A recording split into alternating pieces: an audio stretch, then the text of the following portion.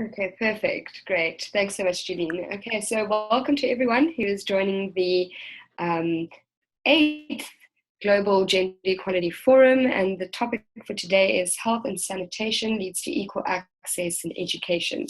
The reason why we chose this topic is that we feel that it's so important to drive gender equality through health and through sanitation, because they are essentially barriers to education for young women and girls, especially in developing countries, but also across even the US and many other countries.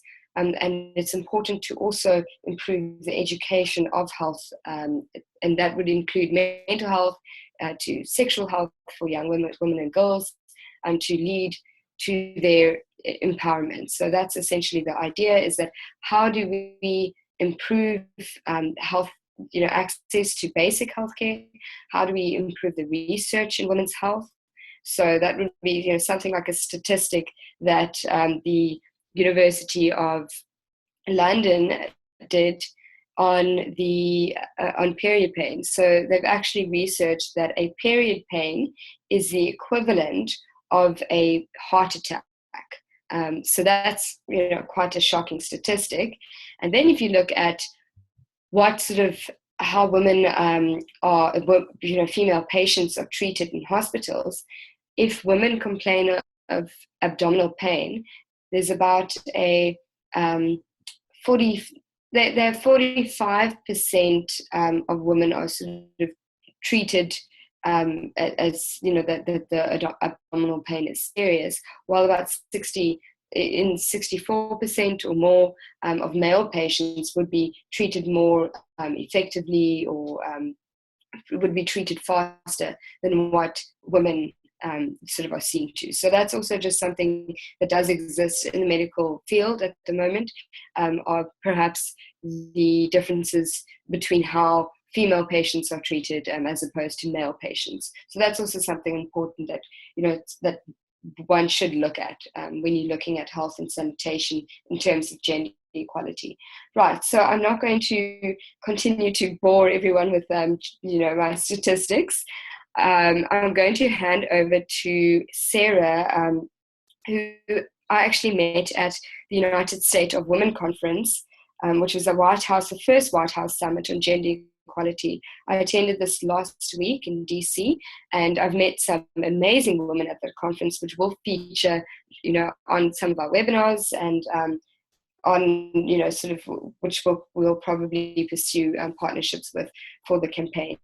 So Sarah is one of the women who is actually an advocate for global health, so we'll be hearing from her. Unfortunately, some of our other speakers could not make it. However, hopefully one of them will be joining us later on. If not, that's not a problem. I've actually come up with some questions that we could then pose and discuss in a sort of panel format after we've listened to this Sarah's video. And then I did mention in the agenda, which was posted on our Facebook page, that we'll also be listening to Obama's speech that he gave at the United States of Women Conference. So that's on the agenda for this today's webinar. So I'm going to hand it over to Sarah's video. She can't be with us, unfortunately, physically on the webinar, as she had to go in for surgery. So our thoughts are just with her as she's recovering, but she was so gracious enough to actually send us this video. So we're going to hear from her now, and then she's sent us 2 more videos, and then from that we'll hold a couple of questions and discussions of the information that she's shared. Okay, so it's over to Sarah now. Hello all, my name is Sarah Wannen, and I'm with Global Healthy Living Foundation. Thank you for inviting me to speak today. I'm sorry I can't be there live with you. I had surgery earlier today on my knee.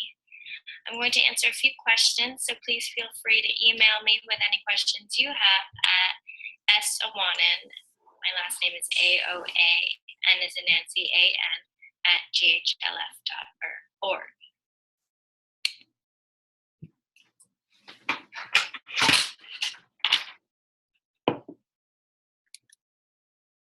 Okay, I'm just sharing the second video.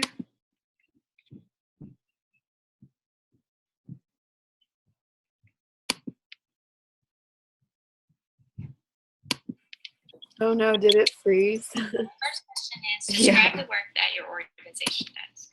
Okay, Your organization, sorry, I'm going to stop it right there. It froze. I'm going to play it again. The first question is, describe the work that your organization does. The organization I work with is called Global Healthy Living Foundation. LJ, would you be able to pause it for a second? So right now it's frozen on the first video. Oh, okay. Would you be able to exit the screen share and then try it again? I'm going to, yes, okay.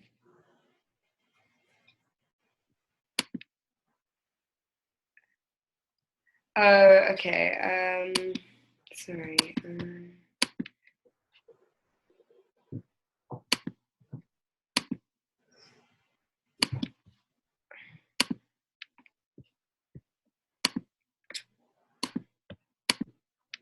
Okay, what I'm going to do is I'm going to say, I think it's resume screen share.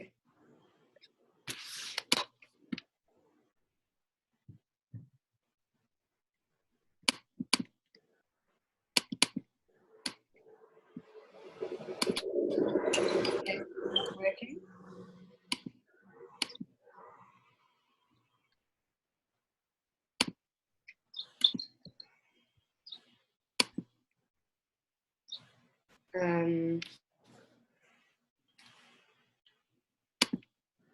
Okay, can you see it now on the screen?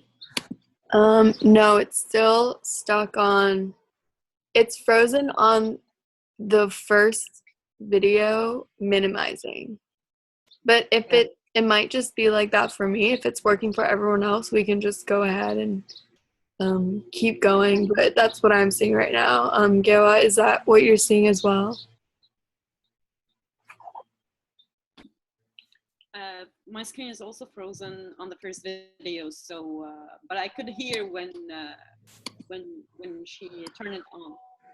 Yeah, same. Thanks for letting me know. So yeah, what we could do is just it looks like it's working. Yeah, I figured it out. You've got to resume share and then go into it's a new video. So that's okay. So I'm gonna share. Okay, I'm gonna start this. Just let me know if you can hear it. And the first question is, describe what your organization does. The organization I work with is called Global Healthy Living Foundation. We're a nonprofit whose mission is to so bad. I don't know.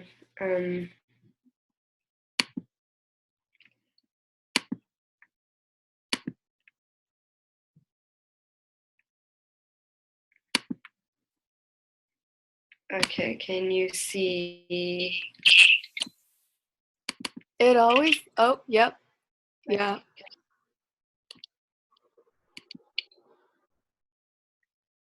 Participating in research is another equally important way for patients to advocate. Sometimes stories are not enough. Legislators and the public in general lean towards facts and numbers. This is across women's health in general. The more information we have and examples to share, the better. To this end, Global Healthy Living Foundation and Creaky Joints have created Arthritis Power, the first ever patient-led, patient-generated, patient-centered research registry for arthritis called Arthritis Power. Arthritis Power is supported by the Patient-Centered Outcomes Research Institute, the CORI, a nonprofit, non-governmental organization created by U.S. Congress. Arthritis Power is part of the National Patient-Centered Clinical Research Network, CORNET, a large, highly representative national network for conducting clinical outcomes research. The initiative is led by a group of patients who identify research needs for study development and prioritize research requests from the Creaky Joints community. That way, patients are really getting involved. Their voices are being heard. Their actual outcomes are being monitored. It's not just their doctor's appointment where their experience is being understood. So it seems my medication is getting the best of me, but I hope this sheds some light on the role we as women are playing to change the healthcare landscape. Thank you again for your time. Good night.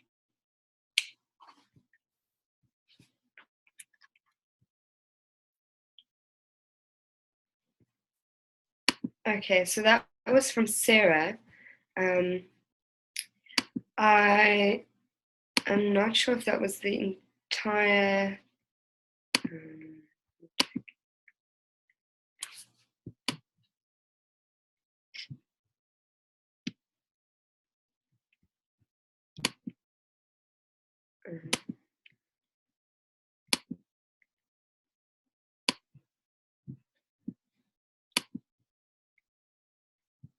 Okay.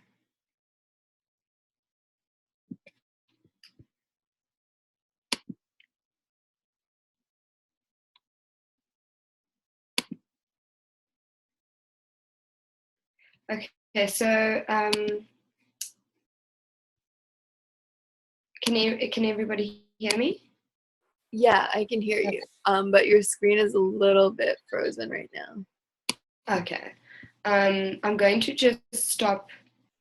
I'm going to stop the share. Okay. Okay, there we go. Okay, so I've just stopped the share now.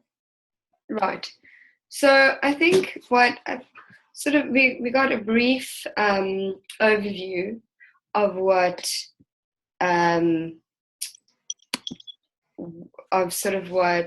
the what Sarah does. And I was just reading and something that I'd also like to pull up and share that.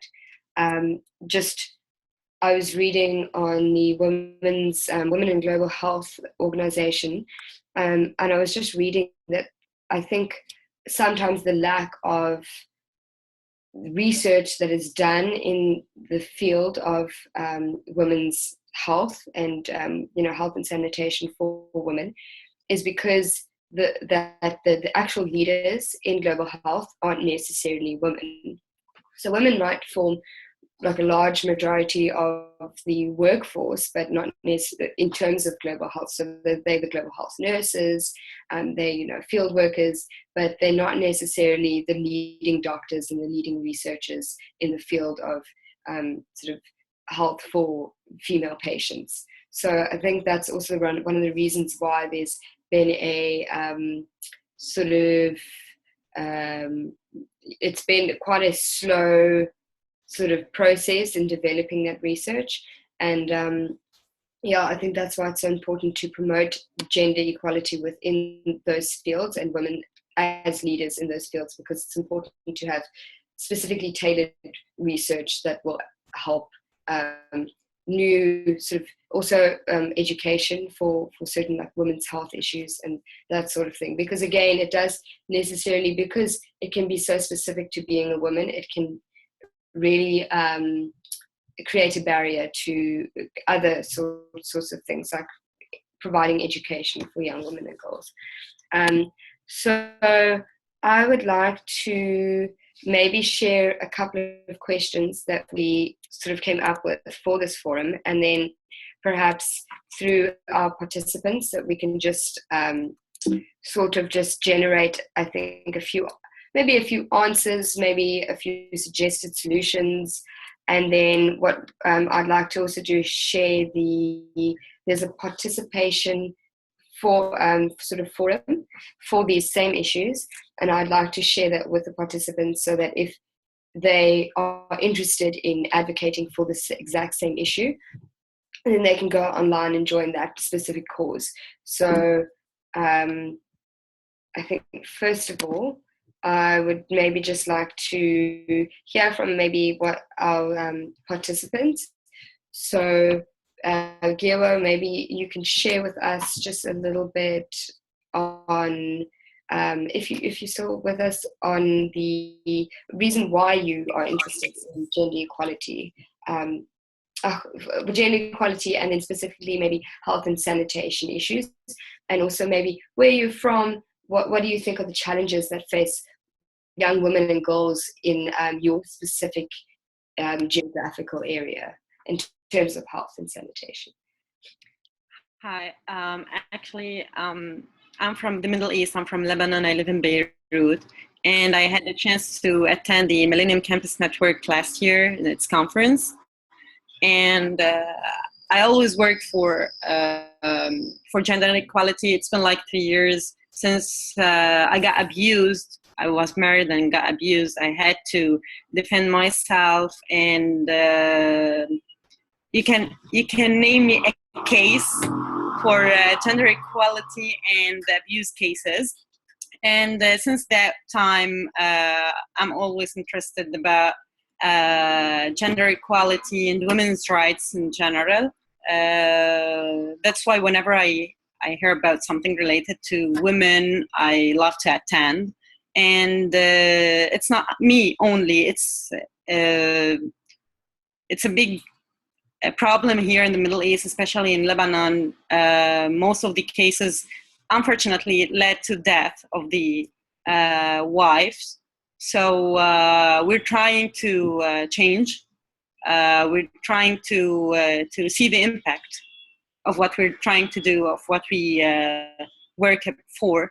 And I'd love to hear from you and to share experiences and ideas so that we can help here. Thank you.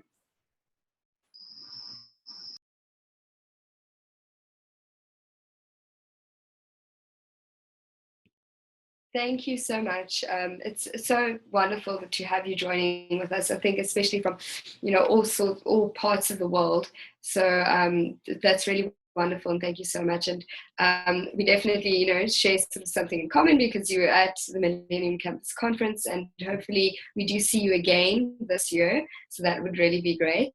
And well, yes, definitely. I think in order to find solutions, it's so important to really make a collaborative effort, and that's why we host these webinars, so that we can talk about specific issues and try and think about specific solutions for those issues. So again, it's so wonderful for you to join us, and we'd also love to hear more about, specifically the issues that are you found in your area, your geographical location. So I know in so many different parts of the world, we are facing different sorts of issues, but in sort of, I think just what resonates with all of us is the fact that we are all striving for the same thing, which is just to be treated equally as human beings. And that's really what it comes down to. So I'm going to just greet Olive, who has just joined us. So I'm going to maybe just hand over to you just to introduce yourself, just tell us a little bit about you and what you do, and then also maybe you could tell us a little bit about what is the status, do you think, of health and sanitation for young women and girls in your geographical location, and what are the issues that they specifically face. So I'm going to mute myself and hand it over to you.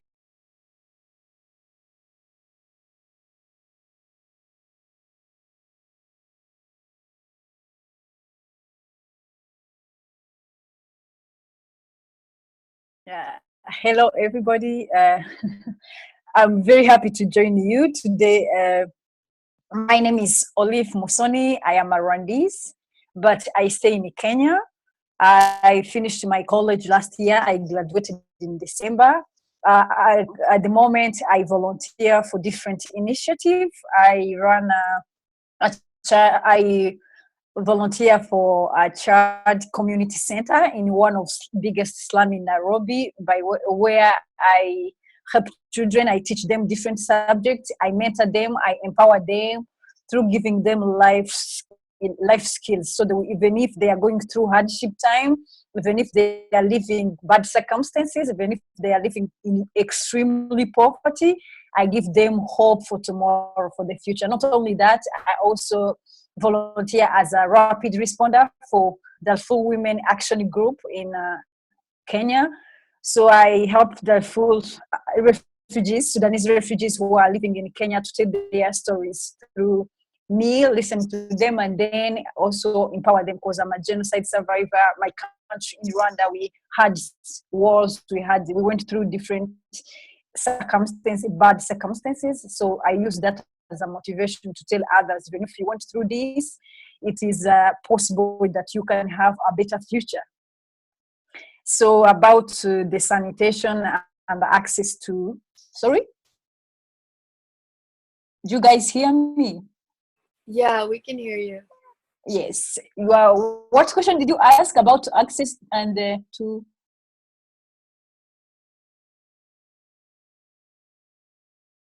There we go. Okay, so thank you again for joining us. I think you have definitely been on one of our previous webinars, so thank you again. It's so great to see you. It's wonderful to have you. You asked about a question. Yes. Can you just make it just easier for me to understand so I can answer? Okay. So the question was, what do you think in terms of health, access to health and sanitation?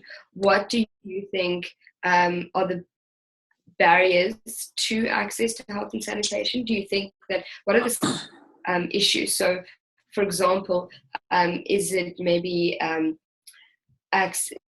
do women have limited access to contraceptives and sort of family planning methods? Do they have access to gynecologists, or do they have access to, in terms of sanitation, do young girls have access to sanitary pads and tampons, that sort of thing? So it's just, whatever issue that you think specifically regarding women's health. It could be prenatal care, it could be anything regarding a woman and her body and healthcare that you might think needs improvement in your country, or Kenya where you're living, maybe Rwanda where you came from. So anything that you can share in terms of health and sanitation. Okay, now thank you very much. The problem that mostly people are facing here, most women, regarding of sanitation. We are talking here about sanitation, access to sanitation pads, for example. Most kids, most girls in those who are in poverty, they don't even have panties. They have no panties. So here we are starting from there. So how can she or he have sanitation pad when she does not even have panties? Like in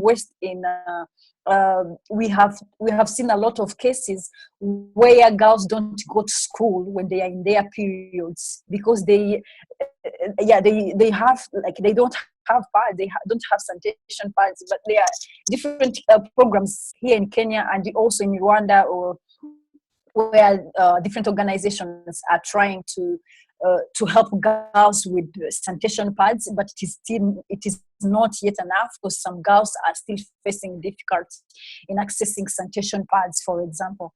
And they don't even know, they are not educated to know, like, when you grow up, you will have this period time. Some of them don't know, because African culture, as I said, it is a conservative culture. We are not supposed to say everything. So some girls, they go in their period, they don't go to school, they don't know what to do, they have no panties, they have nothing at all. So those are the different difficulties we are facing here in Africa. Thank you. Thank you so much, Olive. Thank you for sharing that. And I think it also speaks to, you mentioned education. So it also speaks to the fact that in some societies it's so important that we improve the level of education regarding healthcare and sanitation, because often it becomes a stigma. So even sexual health, for example, the fact that is around that, there's a stigma. People are uncomfortable in certain communities to talk about it because of the culture and tradition that is associated with sexuality. So I think that's important. Often I know I can speak from maybe more of an African perspective. I know in South Africa it's the same, that it's not, young girls should not be taught that, because they shouldn't actually, they shouldn't technically be involved in that sort of activity. So, but instead then of teaching young girls, or educating them on their own sexual health, they then, when they sort of are, they could either be victimized through sexual assault and that sort of thing, and they have absolutely no understanding, or even what the sort of relation is to their bodies and their own sexuality, or even, for example, if as as it happens, as society is also just becoming more liberal, I think just the idea that it's better to be aware and be informed yourself, because you can take control of your own body and of your own health. So I think that's also, there's so many health-related issues because of the lack of education on healthcare. And we also see that with the spread of HIV and AIDS, which I'm not very well versed in, but what I can say is that I definitely know research has shown that even certain contraceptives that are available to women can actually worsen the spread and the infection of HIV and AIDS, and women are more susceptible to the infection than what men are. So it's important to equalize the access to the right kind of contraceptives. Yeah, so that's very important. I'd like to share something from my own screen, but I think I'm going to hand it over to Giwa again to just maybe if you could tell us a little bit about what in your own community, just in terms of healthcare, because I know in the Middle East that many women experience sort of they have very limited access to contraceptives. And I know that's become quite a huge issue at the moment in the Middle East. So could you, I don't know if you maybe have some knowledge on that, or if you know maybe. To be honest, I'm not that much, and I don't have a lot of idea about that topic, but I can say from a Muslim point of view, we have in the Sharia some points that we have to follow, because I'm not sure, I can't find the word in English. We call it tahara, so we have to do, we have things that are related to religion that we have to do, so that they are good for our health, for our but I'm not I don't have a lot of idea about this topic. So for this, I got interested to know more. I got excited now, or a bit curious to go and search and ask more about it, so that I know more. Yeah.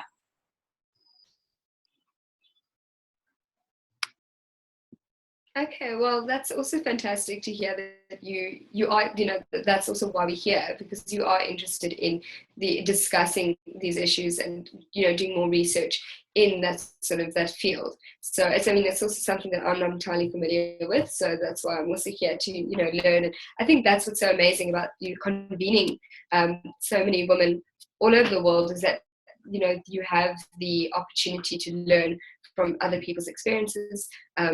Also the interesting work that women are doing in various other fields. So I really found value in this when I attended the summit last week, because it was a convening of 5,000 women from also other parts of the world, mostly from the States. But it was just amazing to see just the amount of work that women are actually doing for the empowerment of other women is just so incredible, and in various fields, because it was people from fields from STEM to advocating for women's rights, through providing kits to trauma victims of domestic violence and assault.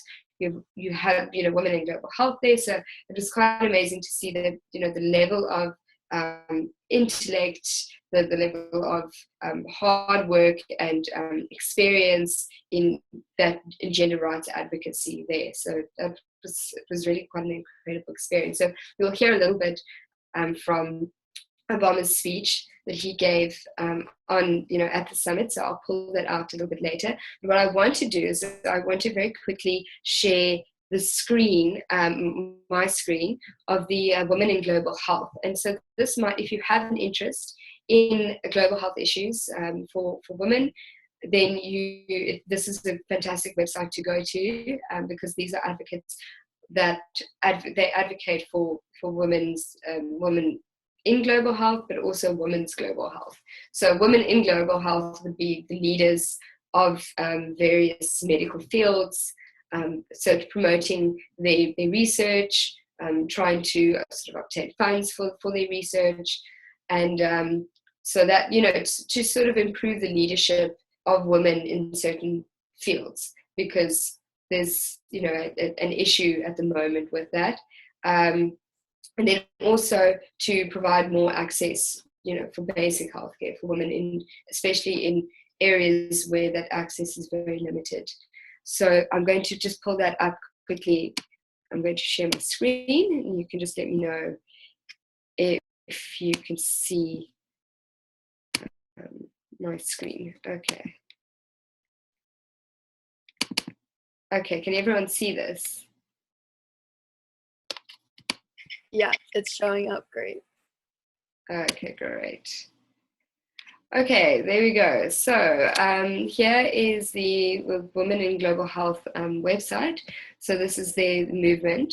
And here, well, what we're going to do, I thought this would be quite nice, if either, as a participant of this webinar or anyone else, to actually join their campaign. So it's a hashtag Women in GH. It's the Global Health Movement. And you can obviously just send them a message. So I'm going to start. We're going to do one here. And then you would submit your email, what country you are from,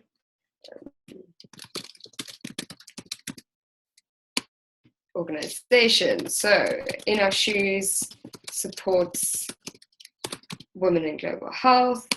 And then a message would be you anything from you either would like more information on women's access to global health. Maybe it could be something in your area. It could also be a message of encouragement. So we pledge sort of as a gender equality campaign. We pledge our support for women's advocacy in global health and sanitation.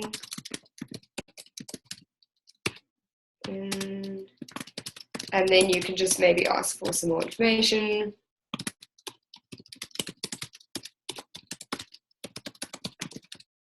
And then specifically in your area. So sometimes you also don't necessarily, you're not sure, or you're maybe unaware of certain organizations, they work in your local area. So this is also a nice way of just finding out, what kind of initiatives does this organization support in your local area. So then, maybe send them a message like, okay, so does Women in Global Health, what kind of work do they do in Kenya, or what kind of work do they do in Lebanon? So something, to find maybe a close link to drive something more grassroots, because it's a little bit difficult to really be a part of something physical when you, are sort of quite far from the actual organization. So it's quite, good to sort of find out what grassroots work they are actually doing. So we would like some more information about the work that Women in GH, what they do in South Africa and in Africa. And then a nice hashtag, in solidarity.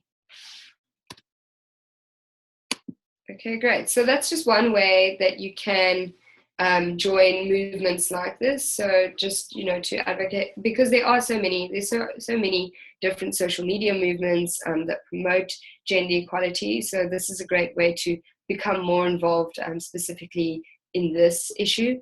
If you want to check out a little bit more about their initiatives, then you can obviously go here, and then you will see that there's sort of more information on their initiatives here.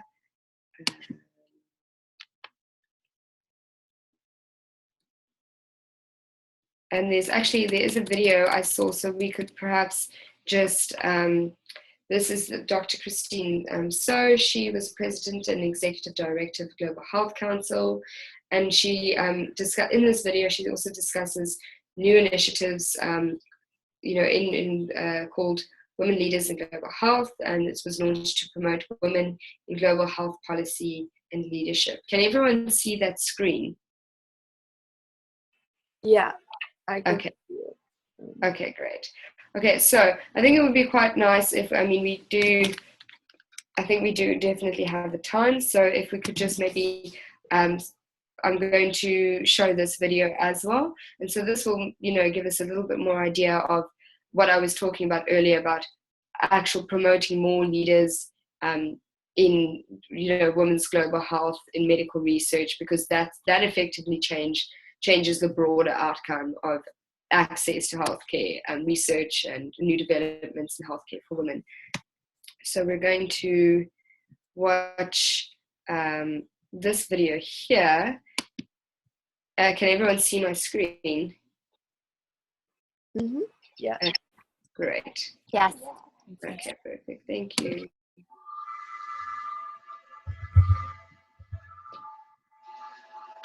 Hi, I'm Dr. Christine So. I'm the President and Executive Director of the Global Health Council. The Global Health Council is a membership organization, and we represent actors in global health across the spectrum, from nonprofits to corporate research, philanthropy, academia. And all of our members are really interested and invested in seeing the success of the Sustainable Development Goals. One of the things that we've noticed, however, is that when we look at the global health space, we know that 75% of health workers are women. We know that women are a primary both target, focus, and recipient of global health work. But when we look at how the global health policy space is formed, we see that women are really absent at some of the highest levels of leadership for global health. Global Health Council will be launching an initiative called the Women Leaders in Global Health Initiative. It's a time-bound initiative that will be starting at the end of this year and will really be focusing on making sure that women are visible at the highest levels, both in terms of taking part in conference panels, being thought leaders, being visible members of the policy community. And we are challenging the rest of the global health space to really open up and acknowledge that women need to be at all levels of decision making, so that we have the best, most relevant policies made and adopted to help women throughout the world achieve their potential.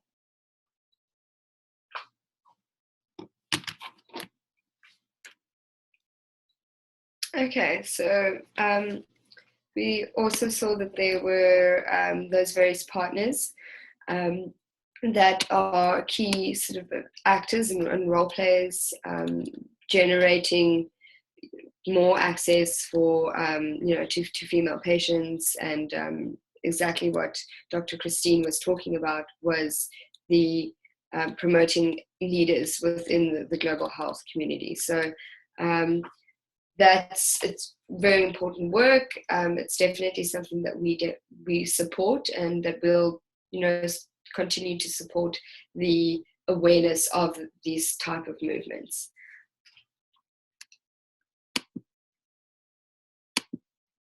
Okay, so I'm going to stop the share now. Can everybody, have I stopped sharing my screen? Not quite. Okay. Sorry, I'm going to, I can't actually,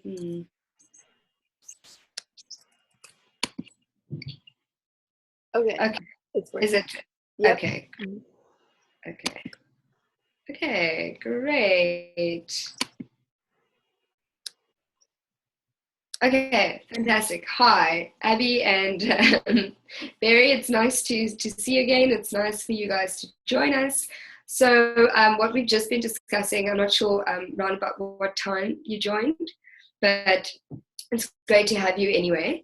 I think what we will do is we'll definitely just ask you to maybe share what your interest is in global health and sanitation for women, for female patients, in order to eventually achieve gender equality. As we know, that the lack of access to basic healthcare often inhibits women from achieving in their other various fields. It also creates a barrier for young girls to their basic education and to furthering their education. So it's a very hot topic. It's very important. It's a very important work. We just shared now, I'm not sure if you were here to listen in on that video, but we just shared something from the Women in Global Health organization. So if you are interested, I think we can share in the chat, we'll share that web link and you can join. There's actually a specific page on the landing page. You'll see you can join the campaign, and you can obviously ask for more information, ask why or what kind of work they're doing. Are they doing any work in your area, and how you can get involved. So that's definitely a platform that we can share in our chat. And then I will maybe just hand it over to Abby. If you can just introduce yourself, let us know what made you join this webinar, why you're interested in advocating for equal access to healthcare for women, and just global health in general. And then Barry, after Abby has sort of finished giving us her information and any questions that you might have, Abby, just also feel free to pose that. And then we'll hand it over to Barry. Okay, and then we'll see whoever else wants to jump in. Okay, great. So Abby, over to you. Hi, so I am one of the campaign's interns at MCN this summer. So sorry that I jumped in late, but I just got into office. But I'm really happy to join you guys and to hear everything you're doing. I think for me, I'm really excited to learn more about your campaign and what you have done, because I think that this is such an important topic. And I did catch a little bit of that video that you were showing, and I think something that was said was talking about how women are really like the greatest recipients of like the global health care, and like trying to help them more so. And I just think it's really important to include women's voices in the help they're receiving, to make sure that they are the ones that kind of decide and have their own say and own choices in the global health that they deserve as a human, since I think that it's a human right. But yeah, I'm excited to keep listening.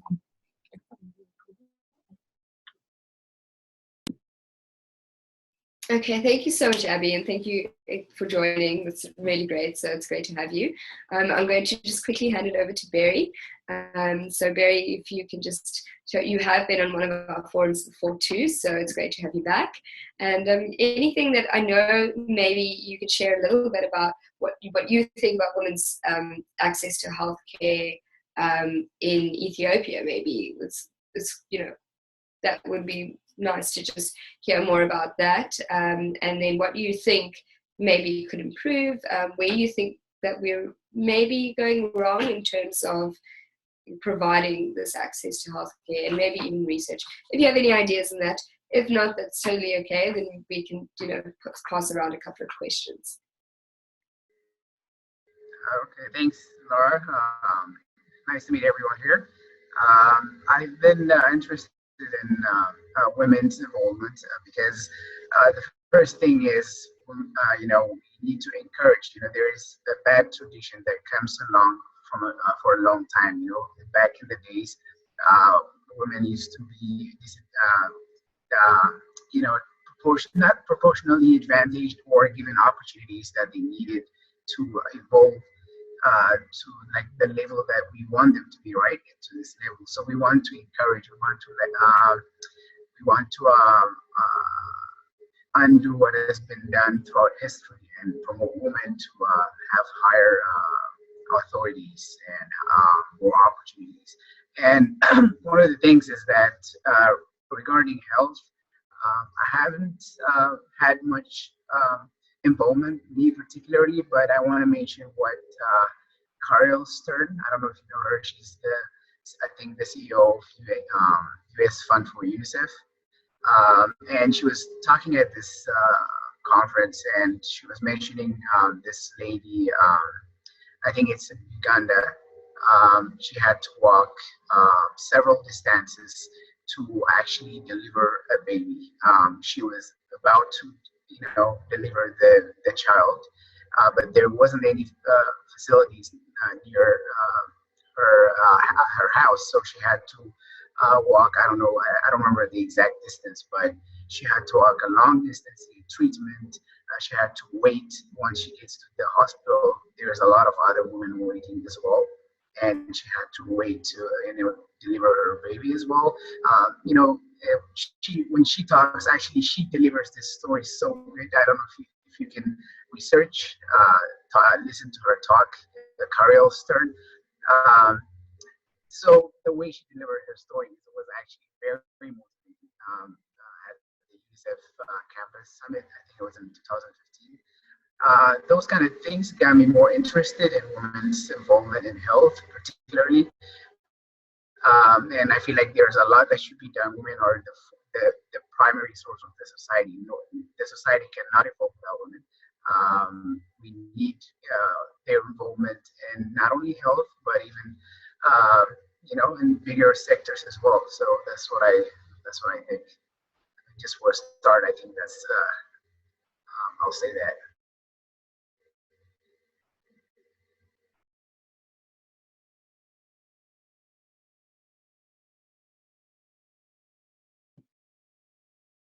Okay, well, thank you so much, Barry.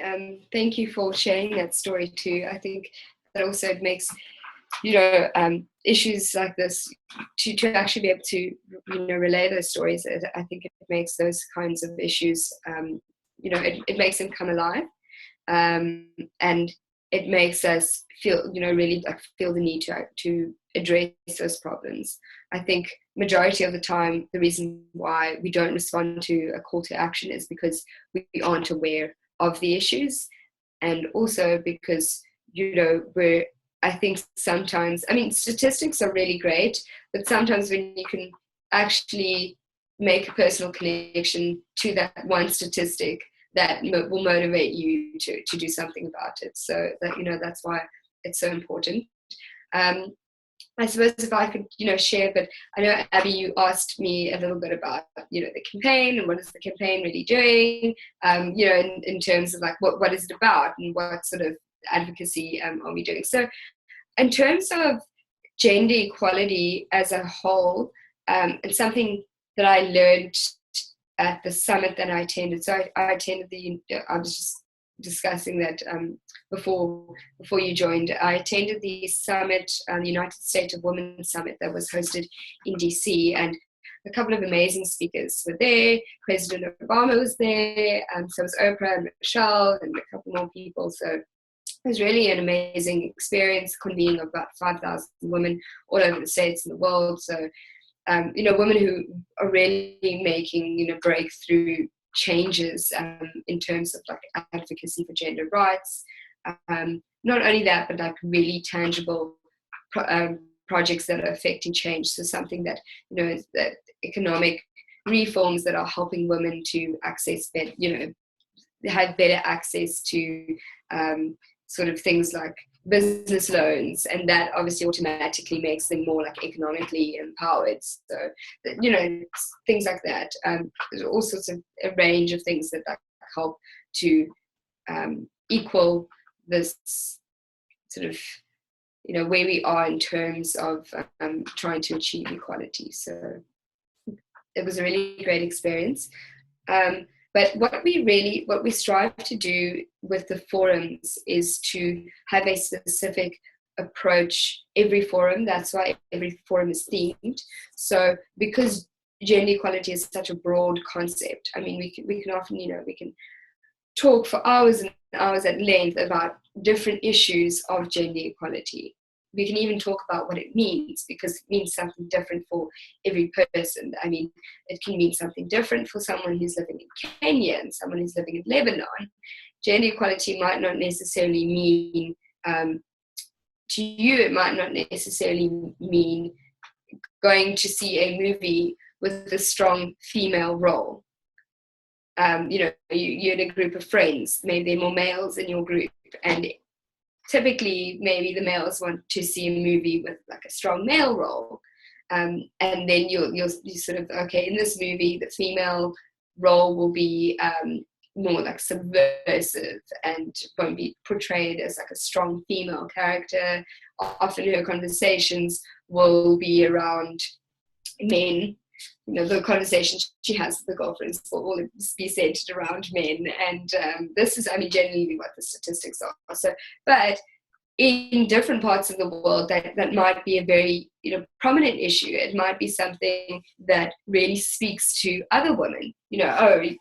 Someone who is a woman and says, I've never been able to, in a group with my friends, I've never been able to watch a movie with a strong female character. Actually, the movies that I can watch, there aren't many of them with a strong female character. Why? Because the media industry are just simply not producing those kinds of movies that promote women as equals in the media. So that's an issue that might be very specific for someone.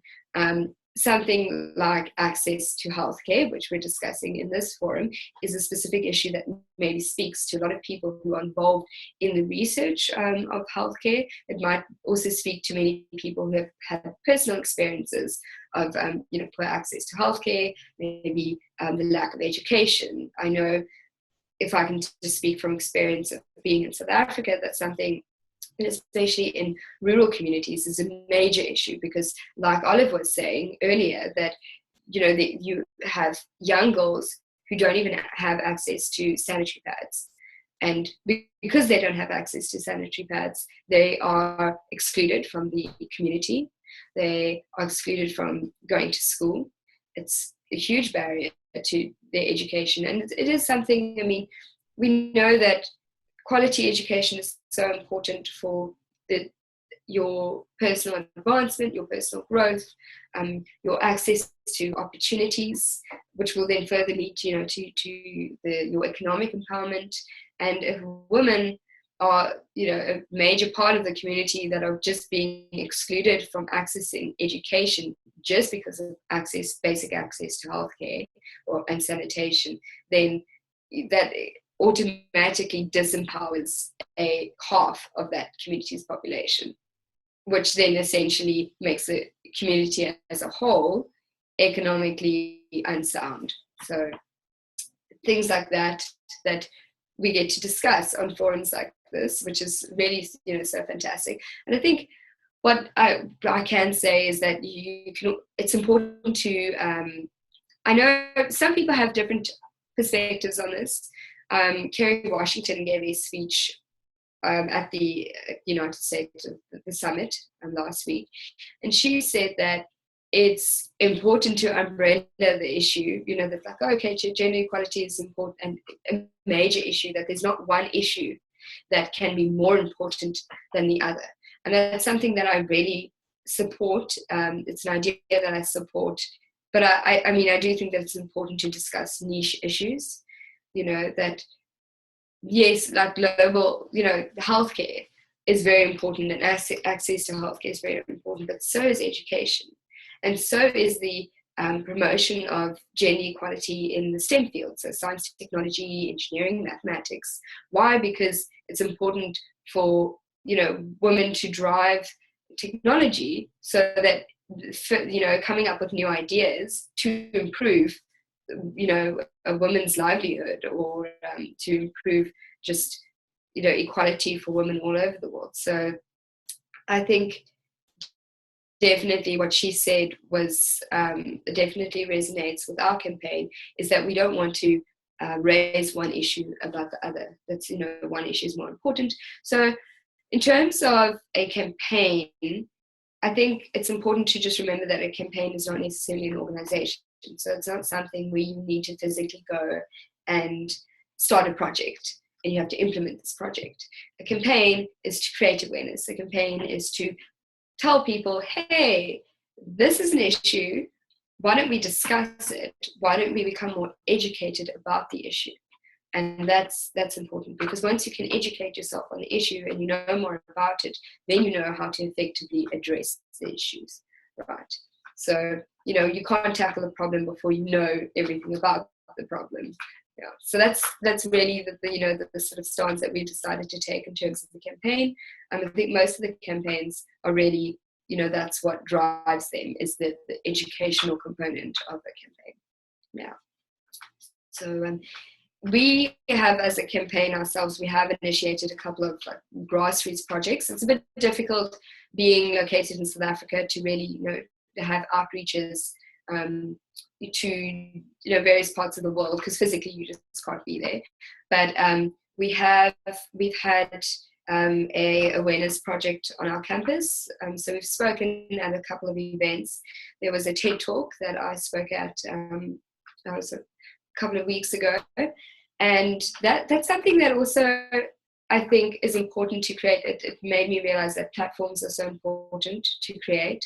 So encouraging women to speak out, but giving them the safe space to speak out. So after the talk, I had a woman come up to me who had been sexually abused, and she as a result of her experiences, she just said she never felt the courage to talk to anyone about it or to speak out about it. It had become so a part of her life that she didn't feel the need that it was important. It was just something that happened, and it didn't distinguish her from anyone else.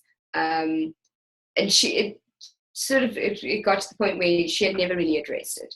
So I think the fact that she just said, hearing you speak about these issues, she realized that so many other women around the world experience the same thing, and it can be to different degrees.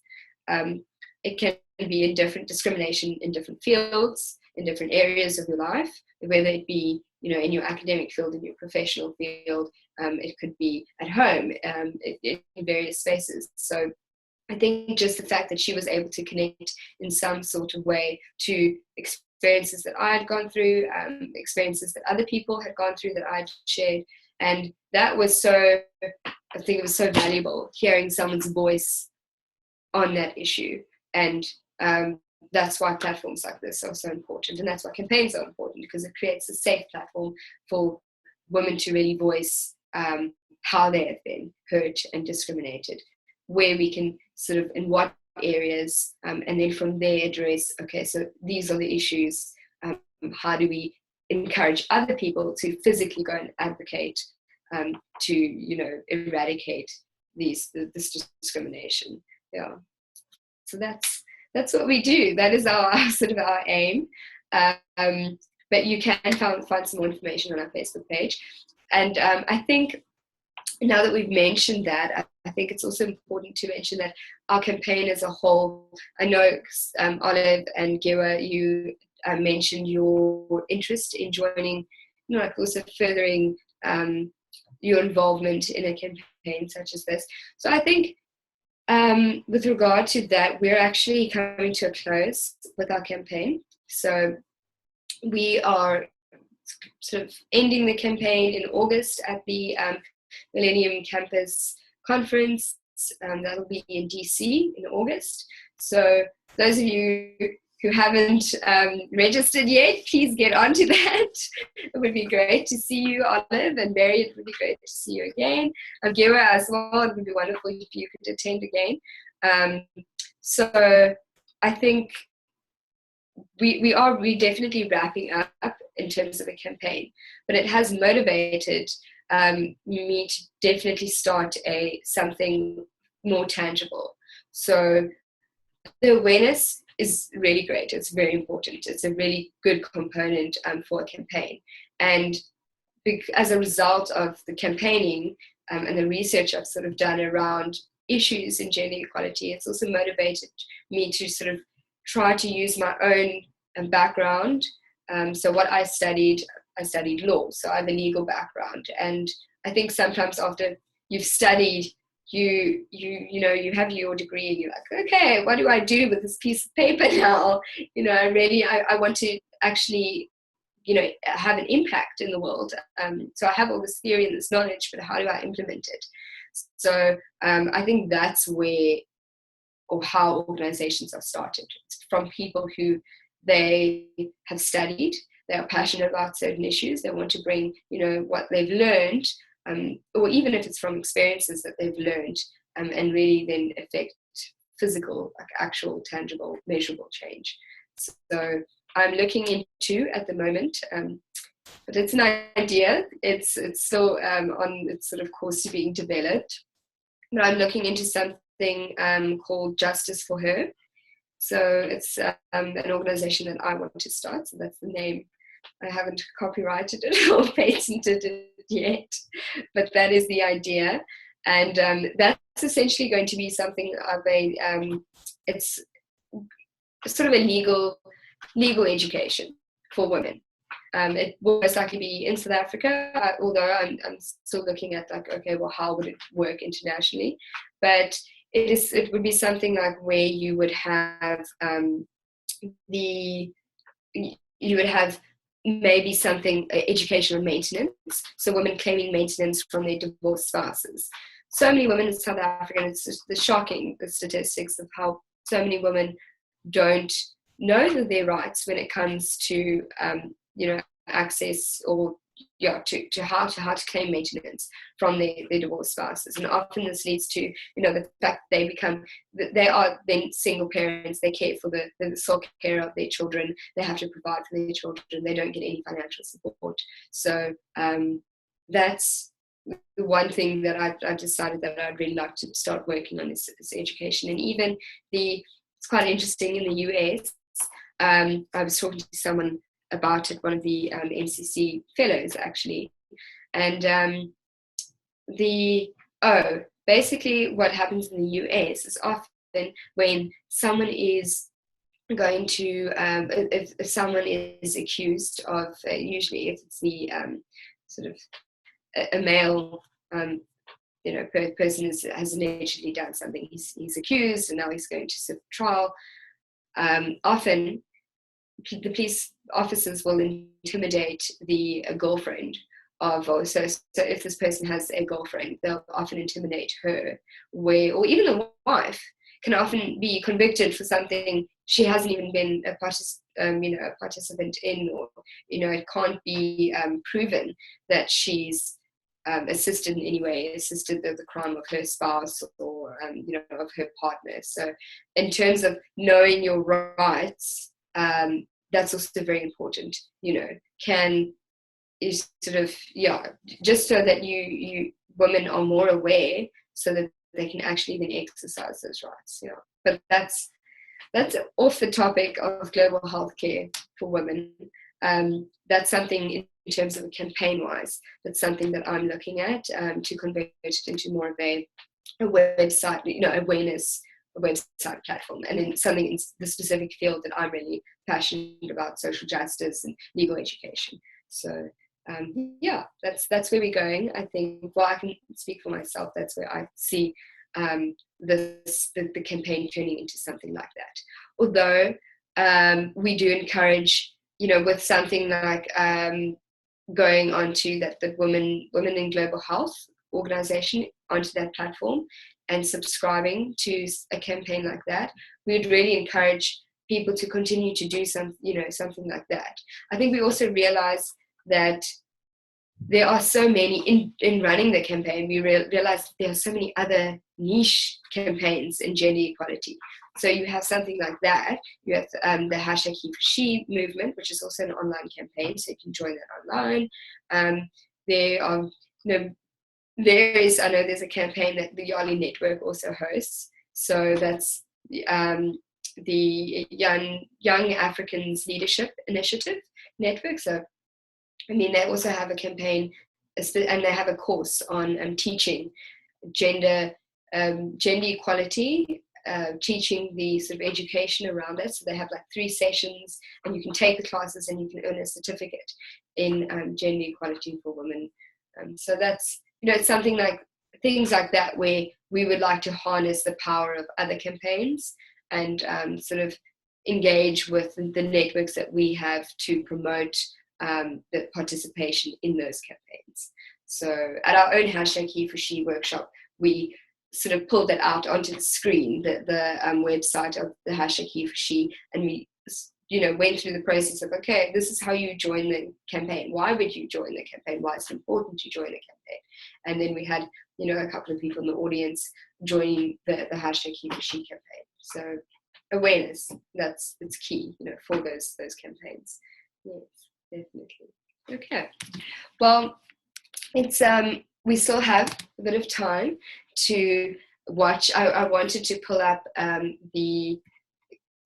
if anybody else has questions, actually, I'm going to open the floor for that first, while I pull up the video of Barack Obama's speech. It's a couple of minutes, about 10 or so minutes. So I'd like to just show that to everyone, who wasn't able to participate or to watch or hasn't been able to catch up on those videos. But I can also share the link to that video on the chat. So if you have the time to watch all those videos, it's just the videos on the summit. So anybody who has any questions, please feel free to ask them now. I'm going to share my screen again. Let me just see how I'm going to do this.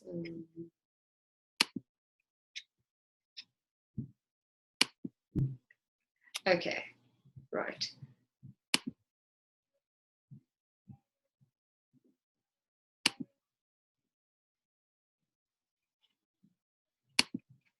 Okay, so can everyone see this? Yeah. Okay, great. Okay, so this is the United States of Women.org. This is their official website. If you can see, okay, here's the actual film that sort of promoted the some of the speakers and promoted the event. And then you can also make your pledge for the hashtag State of Women. So that's something, it's something that we've spoken about, just now, the fact that there are other campaigns that, other organizations run that still advocate for gender equality. So I think maybe it specifically speaks to people who are in the States. Here we go. So that would, you would go to the pledge generator, and then you can make your pledge there. So that's something, that if you are interested in, furthering advocacy for gender equality, it's, maybe it's important to start, even if it's just on social media. So, okay, right. So now I'd like to share the video. I could just...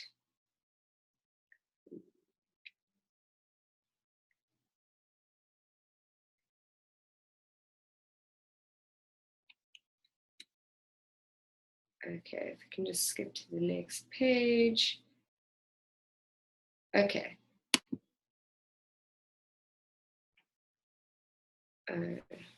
Goodness.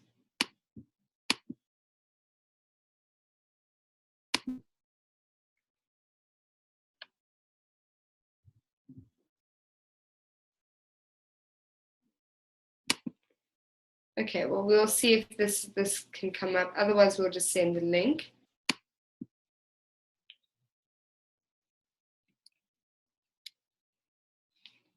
Okay, there we go. So I'm going to just, so if you can just bear with me, I'm going to skip through the first part, and then I'm just going to bring it up to when Obama spoke.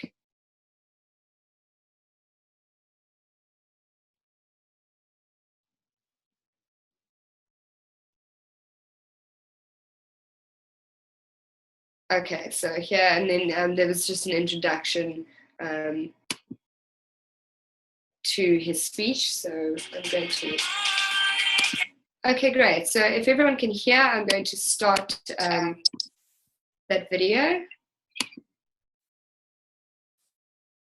Okay, so if you can just give me, maybe Julian, if you can give me an indication whether you can hear. Yeah, I can hear it just fine. Okay, perfect. Okay, great.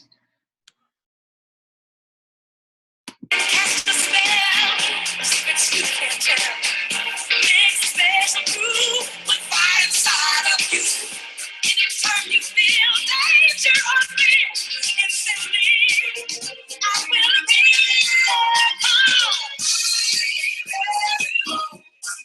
It's all in me. Anything you want done, baby, do it naturally.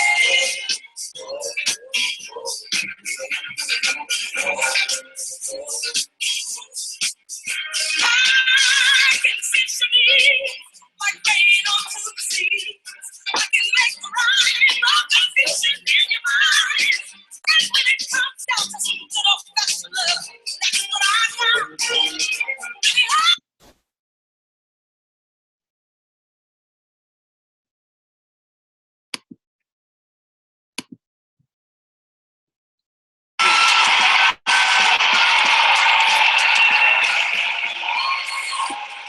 Thank you. You're probably wondering why an 11-year-old is talking to you today about the economy, right? Well, this is just a guess, but I think that what makes a great entrepreneur is what comes naturally to kids. President Obama has said that entrepreneurs hold the promise for America. If you come up with a good idea and work hard, you'll be successful. And I love that idea. But I think that there's another way to look at it too. Entrepreneurs hold the American dream, and the biggest dreamers are kids.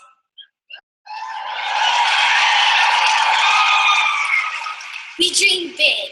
We dream about things that don't even exist yet. We believe in our dreams. We jump out of bed in the morning just because we had the craziest idea and can't wait to grab a notebook and get started. We believe in the impossible. We see possibilities while others just see problems. Like a lot of dreams, I didn't see mine coming.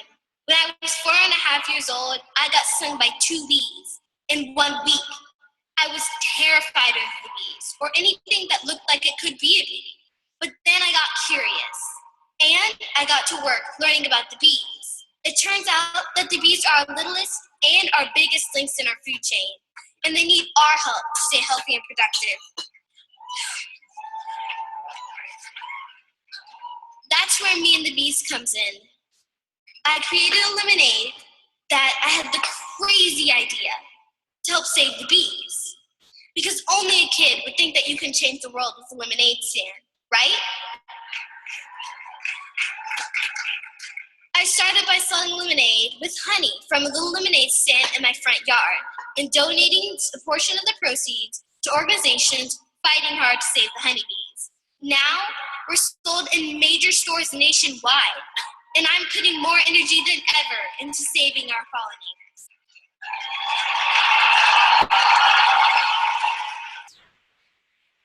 My advice to anyone who's looking to start a business is simple. Be fearless. Believe in the impossible and dream like a kid. Ladies and gentlemen, it's my honor to introduce the man who inspires us all to keep dreaming. The President of the United States, Mr. Barack Obama.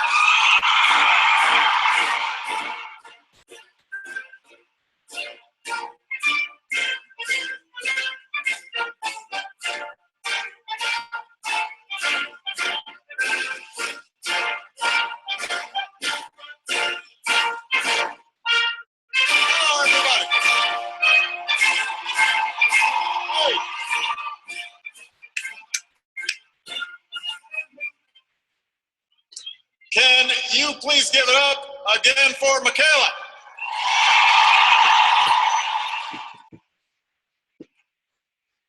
What an amazing young lady. I will be back on the job market in 7 months, so I hope she is hiring. I was just told backstage when she was asked to introduce me, there were some folks who were organizing this amazing event that said, is she gonna feel a little nervous speaking in front of 5,000 people?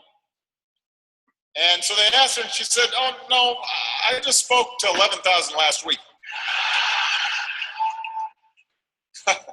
So we were looking backstage, she was on her tippy toes with her entrepreneurial self. So I know you're really here to see Michelle.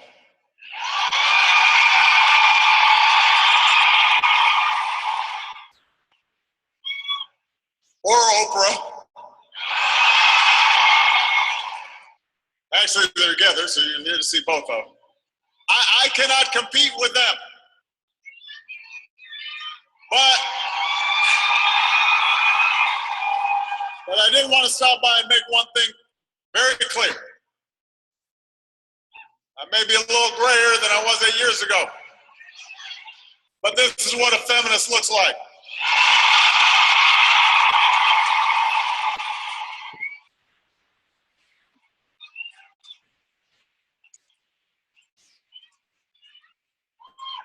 Of course, in my household, there's no choice. It is great to be with so many friends. One of my first acts as president was to establish the White House Council on Women and Girls, led by Tina Chen and Valerie Jarrett. They've worked with a lot of you very closely. We're so appreciative of those of you who've helped not just make this event possible, but have guided a lot of our thinking across our administration. We've got some outstanding members of Congress, of course, including my dear friend and one of the finest speakers we've ever had and hope to soon have again, Democratic leader Nancy Pelosi. I want to thank all of you who worked so hard to make this event happen, because this is an opportunity to reflect on how far we've come and why it is we've got to keep going. It was almost 100 years ago that Alice Paul and her fellow suffragists were arrested for picketing outside the White House for the right to vote. Today, women make up more than half of the electorate. For the first time in history, a woman is a major party's presumptive presidential nominee. And we are here at the first ever White House Summit on the United States of Women.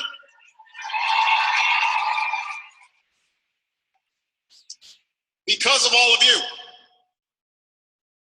over the past 7 years, we have significantly improved the lives of women and girls, not just here at home, but around the world.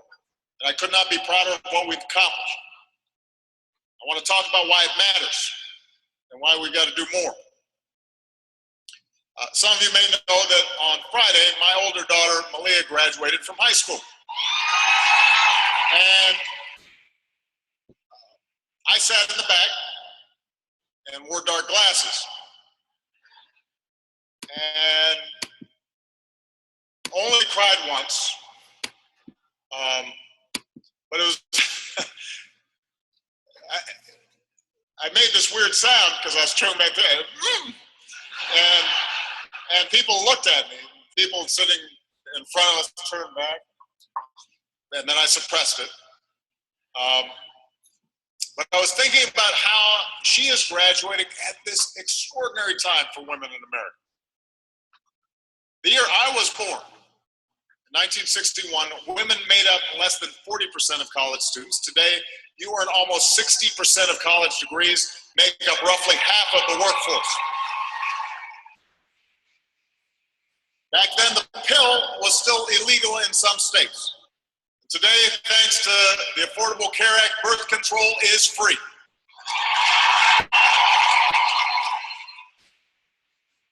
In the old days, women actually needed a husband to open a credit card. Today, more women are choosing to be single and all Americans are able to marry whoever they love.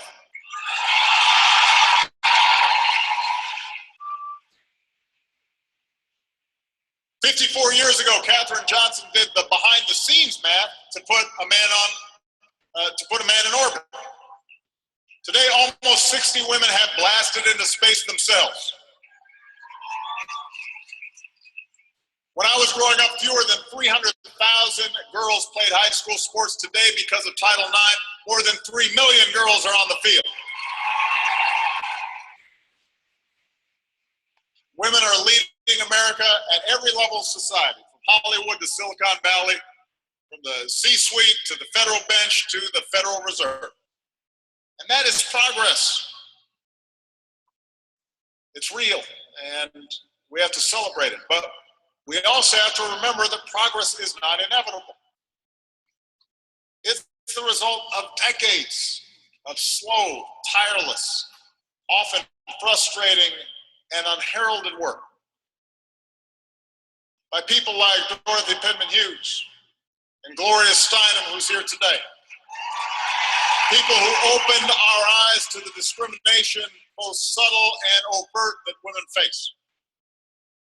People like Pauli Murray and Ruth Bader Ginsburg, who insisted on equal justice under the law. People like Wilma Mankiller and Patsy Mink, who redefined what leadership looks like. And yes, people like Hillary Clinton, who raised the expectations of our daughters and our sons for what is possible.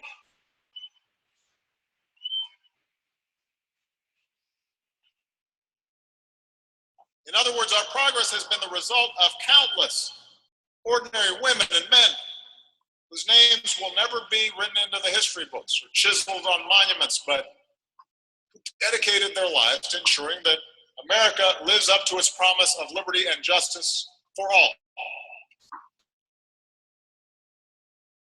What's also true is that despite all that incredible progress, we are living at a time of great change. A time where people are economically anxious. Unemployment has dropped below 5%. Wages are growing again. But while we've made progress in narrowing the gap between rich and poor, it is still too big, and the trend lines, because of globalization, automation, are still upon us. You hear politicians peddle the fiction that blocking immigrants or cutting off trade or quote-unquote big government are all to blame, but we know what the causes are. The rise of global competition, the weakening of the labor movement and participation in unions, the automation of more jobs, the race of technology. All these trends have the potential of leaving workers behind. They let a few at the top do even better. And we see some of those divisions not just between groups, but within groups. There are women who have never had more opportunity, but there are a lot of women who are still stuck in the toughest of economic circumstances.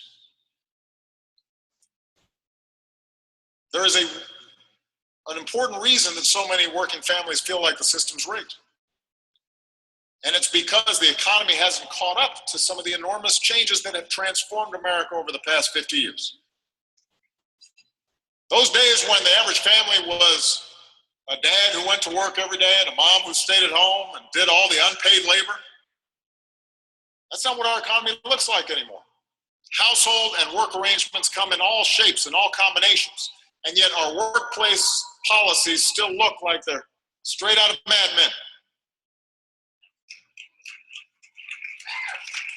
I will tell you, a lot of the problems that cross my desk are really hard to solve. If they end up on my desk, it's because other people couldn't solve them.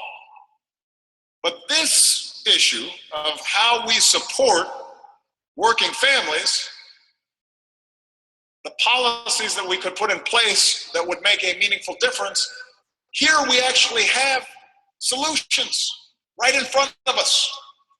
Just as we know what the problems are, we know what some of the solutions are. We need equal pay for equal work.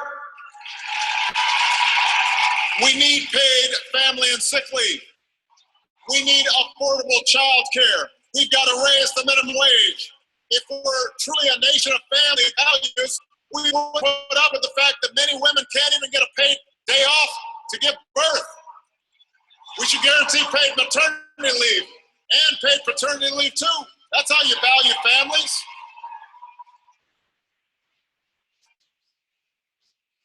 That's how employers retain great workers.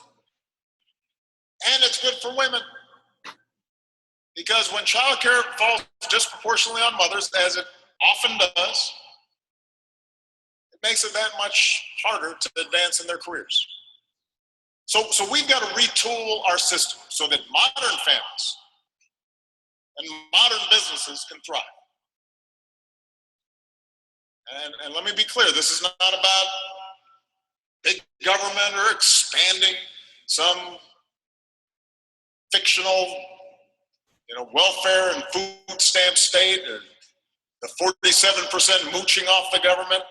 It is accounting for the realities of how people live now, today, the necessities of a 21st century economy.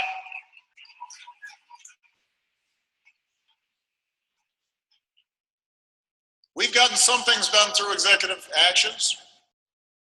When we had a cooperative Congress, we got a whole lot more done. So far, a lot of Republicans in Congress have been unwilling to act on these agenda items that I just mentioned. But we just keep on looking for ways to get stuff done.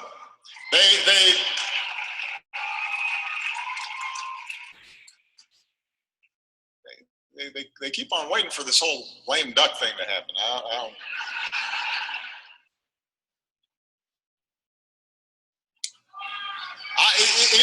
Let me tell you, it will happen as soon as I've elected a really good successor to carry on our policies. But until then, we're working pretty hard. But we've made progress. The first bill I signed into law was the Lilly Ledbetter Fair Pay Act. And I know some of you have seen Lilly here today. We passed the Affordable Care Act to give more Americans the security of health care coverage so that not only people without health insurance could finally get it, but people who had health insurance were treated fairly. So that, for example, no insurer could charge you more just for being a woman. Dry cleaners are next.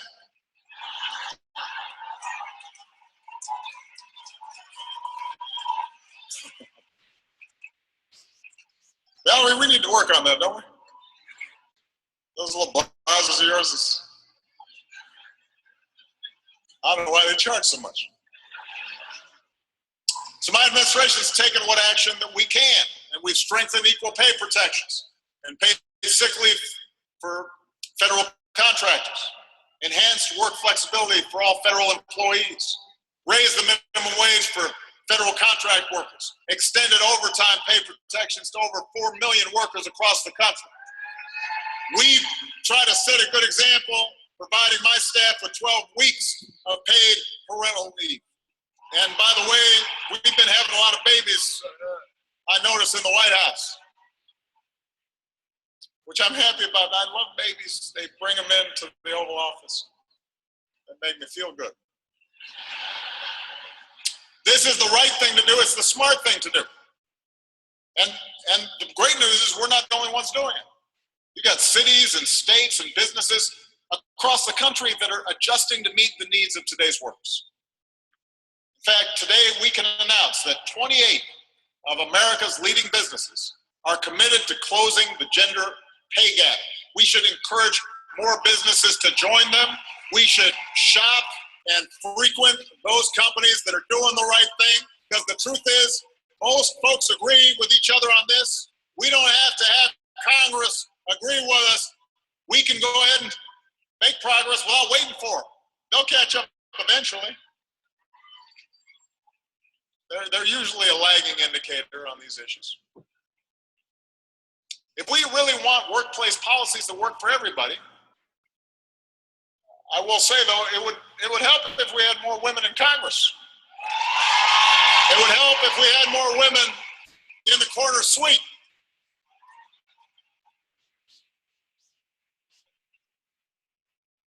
I have a corner suite, by the way.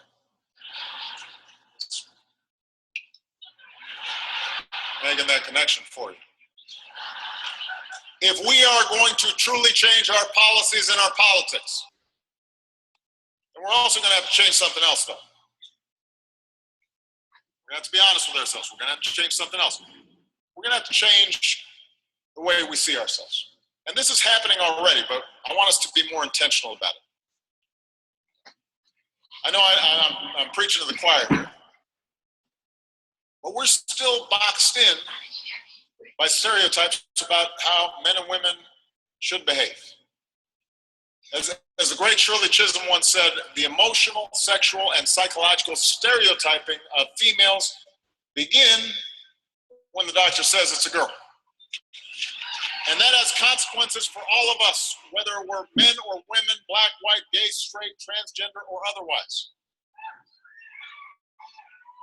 We need to keep changing the attitude that raises our girls to be demure and our boys to be assertive, that criticizes our daughters for speaking out and our sons for shedding a tear.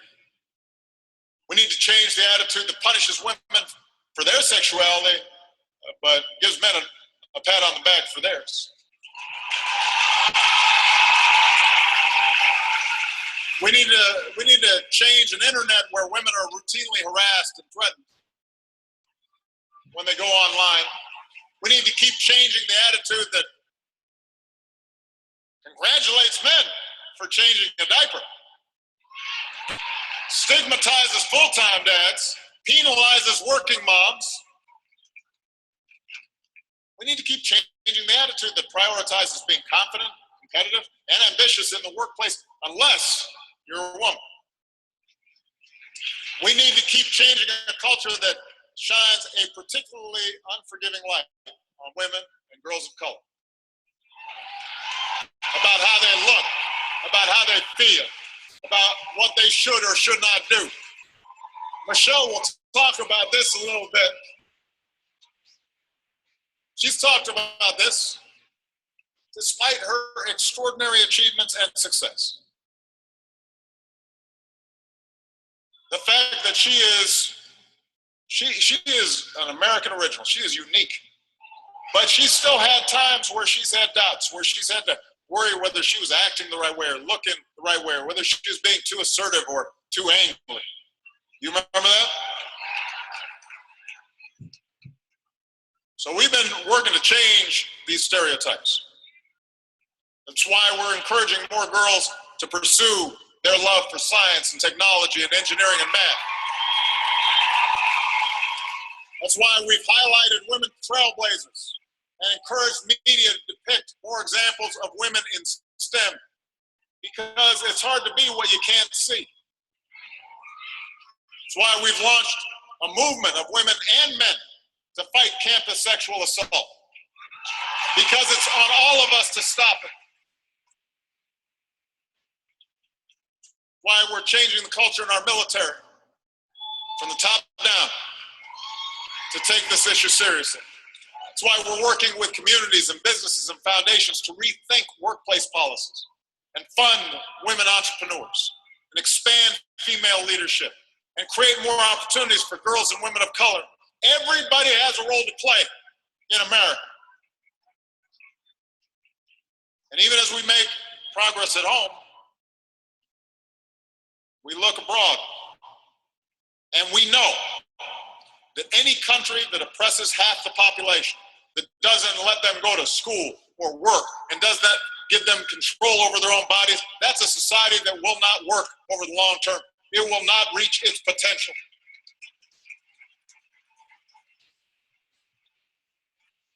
And this is a national security issue. As Commander-in-Chief, I've seen how the ideology that leads Boko Haram to kidnap schoolgirls and leads ISIL to enslave and rape women is the same ideology that leads to instability and violence and terrorism. There's a connection there.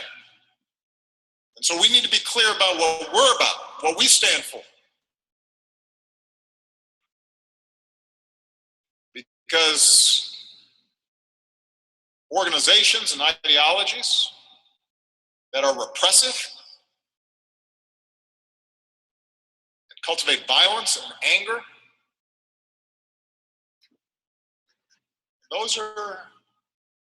there's a running thread that is dangerous and poses a threat to pluralism and tolerance and openness. So I've made advancing gender equality a foreign policy priority.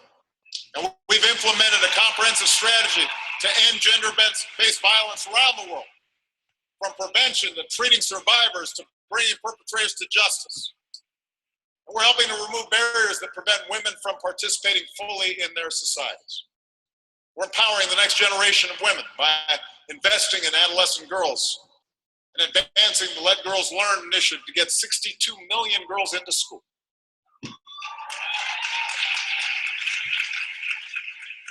This is the future that we're building. One where all of us here at home and around the world are free to live out our dreams. Where our children's aspirations aren't segregated into pink and blue. Where working families don't have to choose between taking care of a loved one and earning a paycheck. Where women and girls, no matter where they live, are free from fear of violence, including gun violence.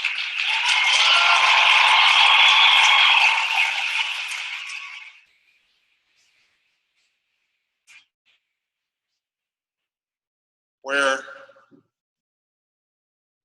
hatred against women or hatred against the LGBT community that doesn't neatly fit into some predetermined notions of how people should be or how they love, where that is no longer the operative rule in any society. A future where women lead half our businesses, make up half of Congress, where our girls know they can hold any job and run any company and compete on any field and perform on any stage and science the heck out of any challenge. That's the future we're trying to build.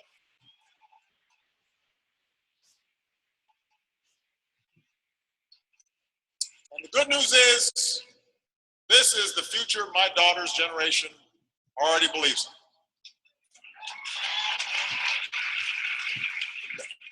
They believe every door is open to them. They're not engaging in any kind of self-censorship. They're not going to hold themselves back. It couldn't occur to them that they couldn't rise to the top of whatever field they choose. It wouldn't occur to them not to accept all people, no matter how they identify or who they love.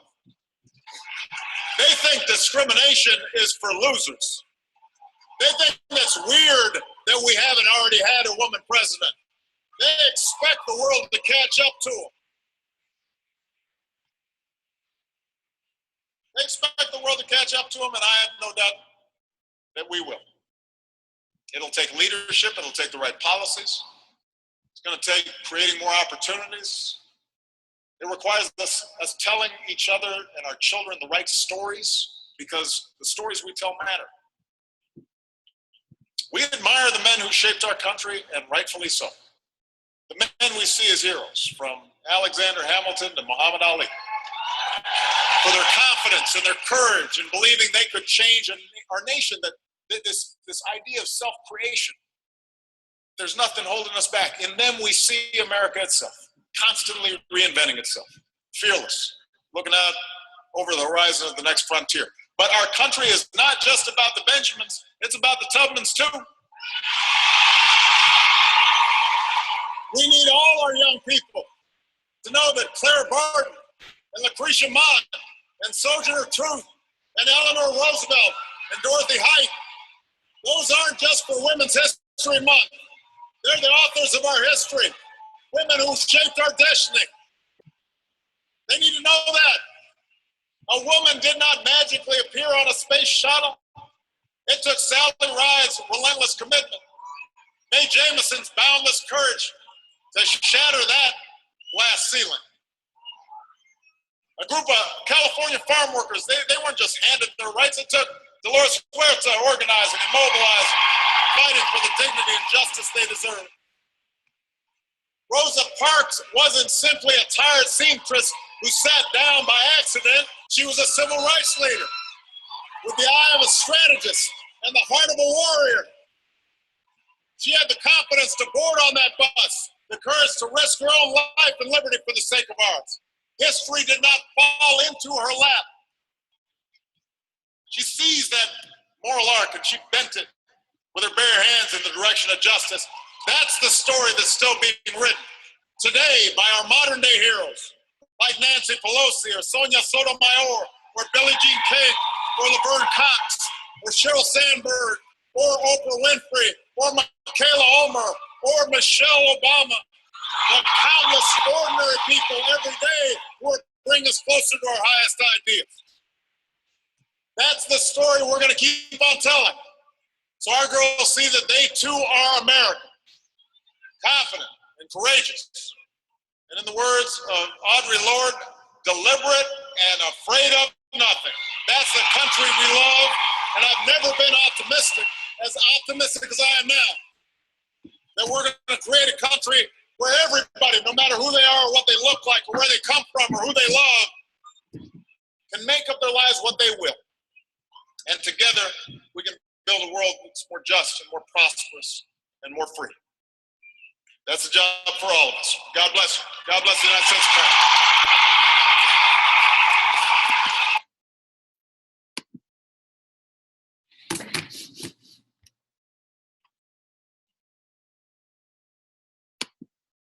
Hi, so sorry that was quite long. I didn't realize it was that long. I think when you're sitting in the crowd and you're actually listening to it, you're like so caught up in the moment, you don't realize that it's for that long.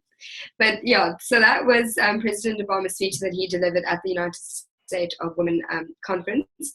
So it was, I think, maybe it was very contextually American, but at the same time, I mean, a lot of what he said resonates, I think, with women all over the world and what they can expect from their countries to do for them and in their context in the world. So that's really something that, you know, I think resonates with so many of the women there and so many of the women all over the world. So we have a speaker that is going to join us now only. She was just unable to join us earlier just because of the time difference. So Julene, is it possible if we can have our speaker join us now, if that's okay? So she'll be joining us in a bit. Yeah, of course. I don't see. Oh, so she's not on Zoom right now. No, she's not on Zoom right now. She's just busy getting herself ready and onto Zoom. Yeah, it can be a little tricky. 7:30 in the morning where she's at the moment. So just like time-wise, didn't really work out. But she is able to join us. Okay. So I think what I'll do in the meantime is I will just pose, if I could just pose some questions that Dr. Roslyn will perhaps answer within a talk. But if she doesn't answer them, if I could just pose these questions and have everyone of our participants just thinking about those questions. And then if you have something unique that you want to ask her, then feel free to do so. Otherwise, perhaps you want to ask her one of those specific questions, so just to prompt, to help us sort of, prompt questions and answers. So I'm going to just, or Julina, I don't know if I can ask you to maybe, is it possible if you could share the questions maybe on the chat? Yeah, okay. That's a great idea. And I can't believe you were watching the speech live. And I know, it was incredible. And then Oprah interviewed Michelle at the end of sort of at the closing of the summit. So that was also quite incredible. But there's so many amazing advocates of gender equality there. There was just, it was quite something, I must say, and a lot to learn from. and I mean, these are women who have been advocating for women's rights since, you know, some of them in the 60s, 70s, the 80s. Yeah. So, Wow. yeah. But I think it also does highlight the fact that our world is changing, especially in terms of technology. So it's also important to remember that, you know, technology is such a useful platform of advocacy, and, you know, how do we harness that? So, yeah, it's definitely. So I'm going to just, we've got Barry has a comment. Sorry to interrupt. It looks like Barry has a comment. oh, okay. Sorry. Over to you, Barry. I just had a quick question. You say there were like great people at the conference, right? Were we able to make some networks? I mean, some connections with those great leaders? I mean, as in, you know, the campaigners or all those kind of, you know, involvement. Okay, yes, that's a very important question. So just, I think in terms of the summit itself, it was quite difficult almost to, you know, meet a whole lot of people, just because there were so many people and so much going on, and you sort of traipsing from you traipsing from the plenary venue to the different sessions. So it was very busy, but I was able to connect with a couple of people. I was able to connect with a woman who drives a campaign called It Was Never a Dress.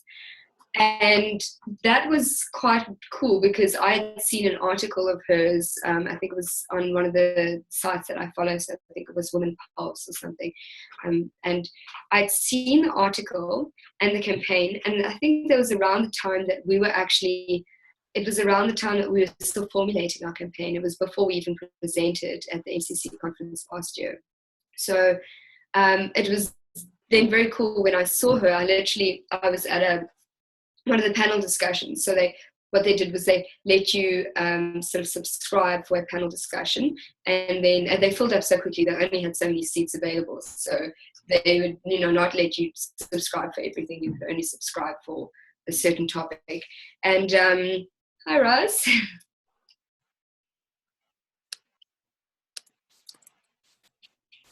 Hello. So nice of you to join us. Okay, I'm quickly just answering Barry's one of the questions, so we'll get to you in a moment. So yes, then I saw the founder of It Was Never a Dress. I saw her in person because I recognized her. I had to like run up to her and say, "Oh my goodness, I saw an article of yours, and you drive a campaign." And that's her field. That's, you know, she works like in social media, and that was a really amazing opportunity. So I connected with her, and, you know, hopefully we'll be able to use her knowledge in order to pass it on to other, you know, campaign winners. But because I'm thinking more of going into a social media or a website platform and education on a website platform, I think that probably her help will definitely be very important for that step of the process. So contacts like that was really great. Yeah, I met some really other amazing women. We shared contact details. I've met someone who works for Amnesty International in DC. Yeah, so really, it was amazing. It was really incredible. But again, it's so difficult sometimes because you had to sort of sit at your own sort of table, and yeah, sometimes it's a bit difficult to network, but it is important to be able to attend these summits and conferences like MCC to really facilitate networking. Yeah. So thanks Barry for that question. Okay, so I'm going to introduce our speaker. Roz, I'm going to let you tell our audience just a little bit more about what you do, specifically your work, and then we're going to, once you've just, you know, told us a bit about the research that you do, that research specifically on HIV and AIDS infection in women in South Africa, and then we have a couple of questions that you may be able to answer, maybe not, but, you know, I know we're going to pose questions, and a couple of our global audience will also post questions to you. So yeah, we'll then start. So I'd like to introduce Dr. Rosin Ray to everybody. Thank you so much, Ros, for being here. I know it's very early where you are at the moment. So thank you so much for taking the time to be with us. And okay, so I'm going to hand Dr. Ros over to everyone else. And then you can maybe just start by telling us a little bit about the research and the work that you do, and we'll take. All right. So I'm from Cape Town, South Africa, and I did my PhD at the University of Cape Town under Professor Jan Hapgood. And basically, my PhD research focused on the effects of injectable contraceptives and their susceptibility to increase a woman's susceptibility to HIV infection. So basically, not all contraceptives are the same. And there's limited contraceptive choice, especially for women in rural areas. And they're only given limited contraceptive choices. And of these choices, there's two types of injectables. There's it's called Depo or Depo-Provera, and its chemical name is medroxyprogesterone acetate, but you don't have to remember that. And there's also Noristorate or northisterone acetate. So those are the two types of contraceptives that are widely distributed, especially in sub-Saharan Africa, with a propensity to give MPA or Depo because it's a 3-monthly injectable. So the woman doesn't have to go to the clinic often per year, and it's discreet, so there's no sort of like obvious telltale signs that the woman is on a contraceptive, which it can be very important in certain rural areas. So our research focused on looking in vitro, so that's like outside the body system. So we used cell lines and we used primary cells. So we used peripheral blood mononuclear cells, which are basically all your white blood cells. And then we also used ex vivo tissue explants. So we actually got consent, and we were able to get cervical tissue, and we cultured that, and then we did experiments on it. So we basically looked at, if we add the compounds for the different contraceptives, what happens to HIV-1 infection? And we found some really interesting things. And basically what the literature has said and what our research may be indicating is that MPA increases a woman's risk in HIV-1 infection. So there's been a lot of observational studies where they've actually looked at women on different contraceptives and looked at their incidence rate for HIV-1 infection, and they found that women on MPA had an increased hazards ratio of acquiring HIV-1 infection. So this is really important in women's health at the moment, and the World Health Organization constantly makes new referendums and changes, but so far they still don't consider the evidence persuasive enough to make any changes on contraceptive use for women. So it's quite a complex issue, so that's why we looked at some biological mechanisms, basic research to try and supplement and complement the work that's done in the observational systems to try and hopefully get a stronger argument for changing contraceptive use. Maybe not worldwide, but maybe regional in rural areas in sub-Saharan Africa where HIV-1 incidence is the highest. Great, that's it. Thank you so much, Roy. Thank you. So some of those terms were like quite scientific and technical. Just let me know and I can explain anything. Okay, great. Thank you so much for that. Thank you for sharing the research that you do. And I mean, that's so important, specifically because it's driven to improve, the health care of women. And I think we have a few questions for you, like based on also just like being a researcher yourself and a researcher in that field, and as a female researcher. So I think I'd like to ask you, do you experience, has there been any experiences of discrimination, do you think, of women in the research field? And what do you think can maybe be done by society as a whole, or maybe by activists to improve sort of global health leadership? And so women, even if it's not just in the medical field, but in global health research. So how do we sort of help generate more female leaders in those fields, in the health research fields?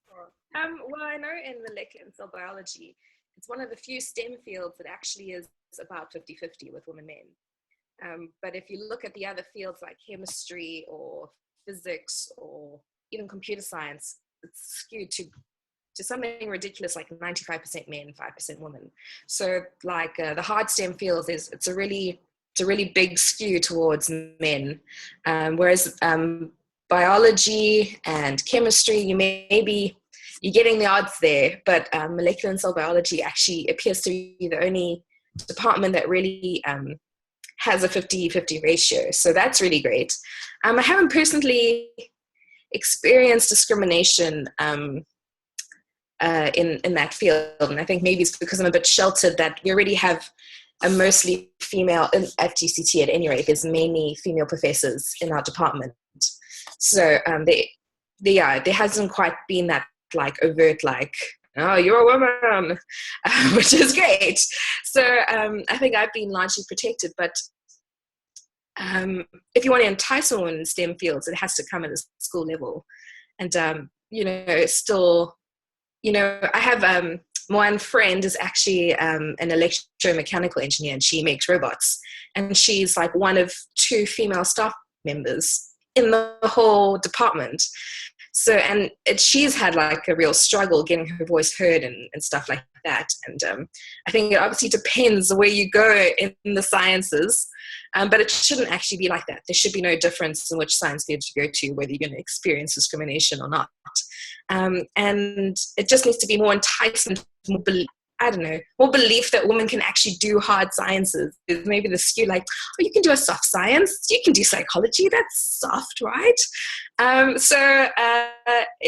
think there needs to be, more like an assertion and a belief that women are also capable of doing like differential equations and hardcore mathematics and are equally entitled to look at the night sky and make great astronomical findings. So gosh, that's where I would go.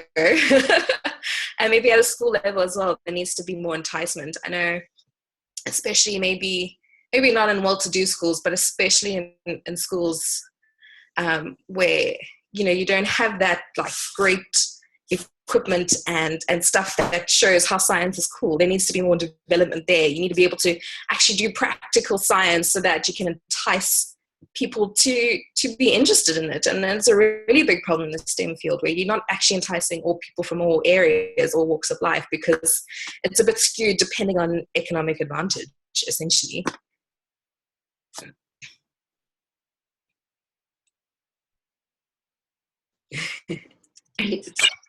Okay, thank you so much, Ron. Thanks for answering that question. I have a couple more questions for you, but I'm going to actually just hand it over to some of our participants. So if anybody else would like to jump in ahead of me before I ask my next question, I'm going to just open the floor up.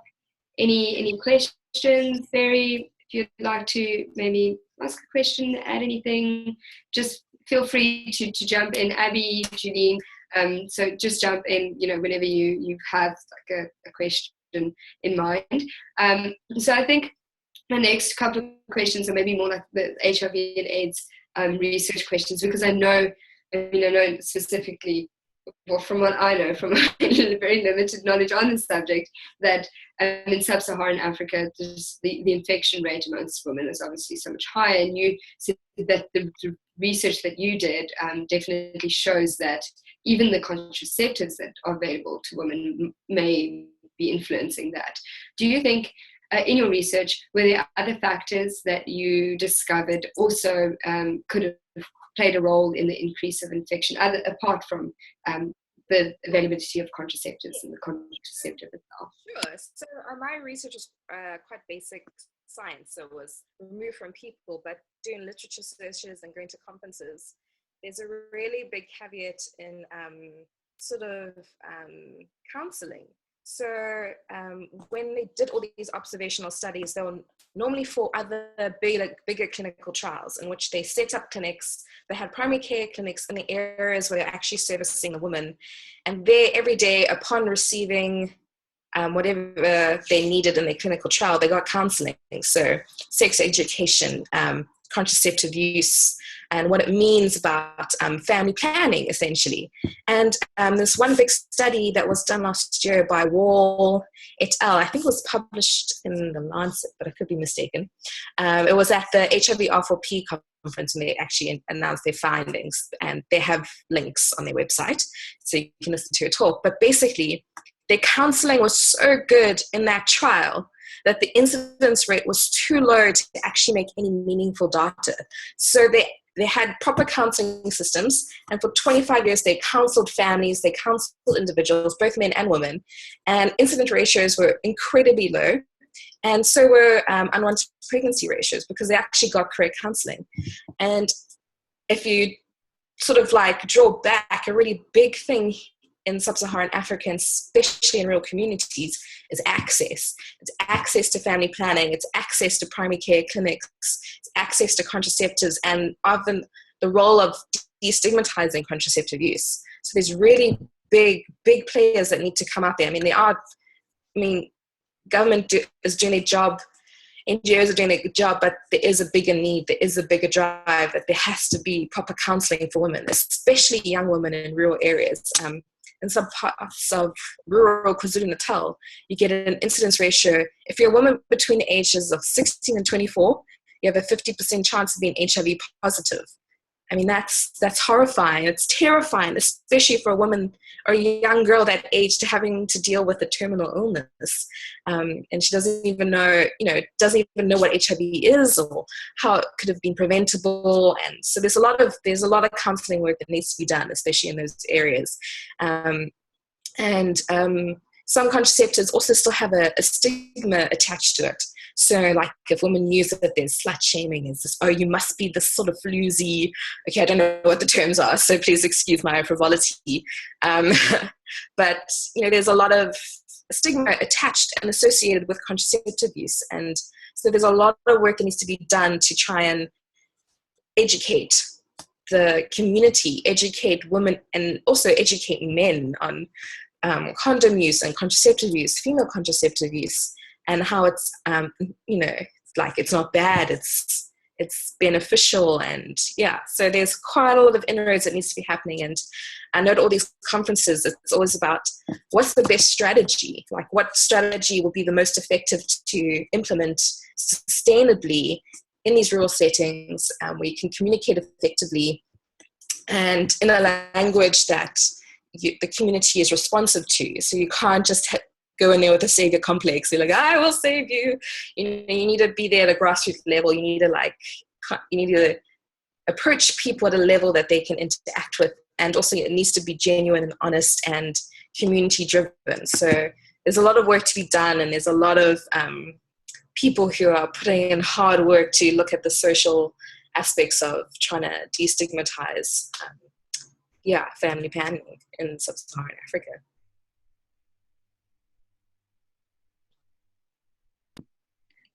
Well, thank you so much, Roz. That's also it's very enlightening, especially to know the statistics, because sometimes you have an idea that, it's very easy to say, oh, access to, healthcare or access to contraceptives or counseling and that sort of thing. It's, it's not in a very good state, or this is, we know that it's very limited in certain areas, but it's so much more, I think, it makes the situation more alive, and makes it more, I think, relatable if we know the actual stats on it, and even if we know the stories and what people experiencing those problems actually face. So thank you again for definitely answering that question.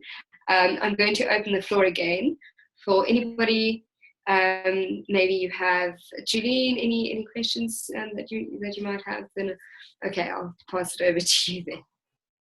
Thanks for joining us, Rosalind. I think it's great to have this science perspective, because it's not something I'm very familiar with. I'm very social science oriented.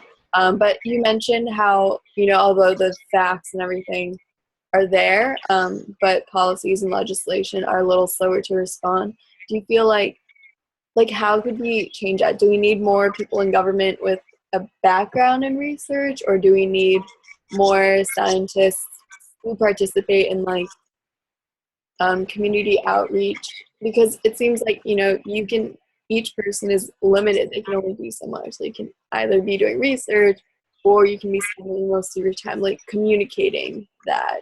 So like, is there a community player that can like bridge that gap? Or I don't know what your hope is for solving that.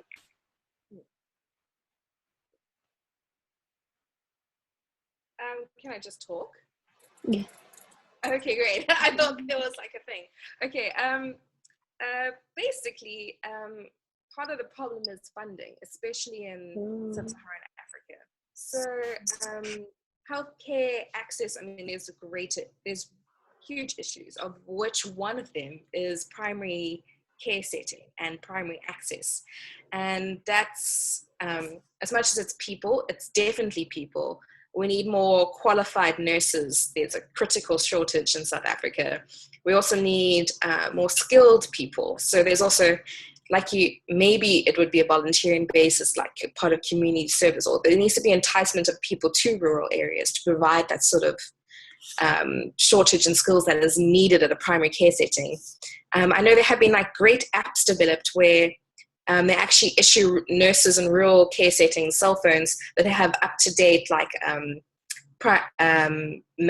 medicine sort of schedules for TB and HIV. So there are like some initiatives that are Kickstarter initiatives that are happening to provide greater ease of access, especially in those settings, one of which could be using smartphones with like healthcare apps on it to better inform the nurses on how to treat the patients that come there. And then also it's infrastructure, road, water, lights use, especially in rural areas. So the government has a really huge role to play there, especially in the rural communities where there's not much there. I mean, women are still walking like 16 to 20 kilometers to go to the nearest clinic to like treat their child, to learn about healthcare policies, or not even that. I mean, just to get care. So there is a greater need of better transport, better infrastructure, better facilities, and government has a big part to play in that, and a big responsibility and greater funds. You also have great sort of NGOs like MSF, Doctors Without Borders, that are making huge inroads in those communities, assessing what facilities are needed, what clinical settings might be better served in those facilities. So you do have your like social science aspect there, where there are people that are actually doing assessments. They're saying, government, this is what we need. This is what you need to do. This is what you should prioritize. So I think maybe one of the biggest issues is follow through. You can give in a report and be like, you must do this. And largely sometimes it will stay on a government desk, or it'll be like, no funding, no this, no that. So it's a big problem. And I suppose we all have our small roles to play, but ultimately, like, government needs to be pressured in order to prioritize these primary care facilities and development of better infrastructure in those areas. Thank you.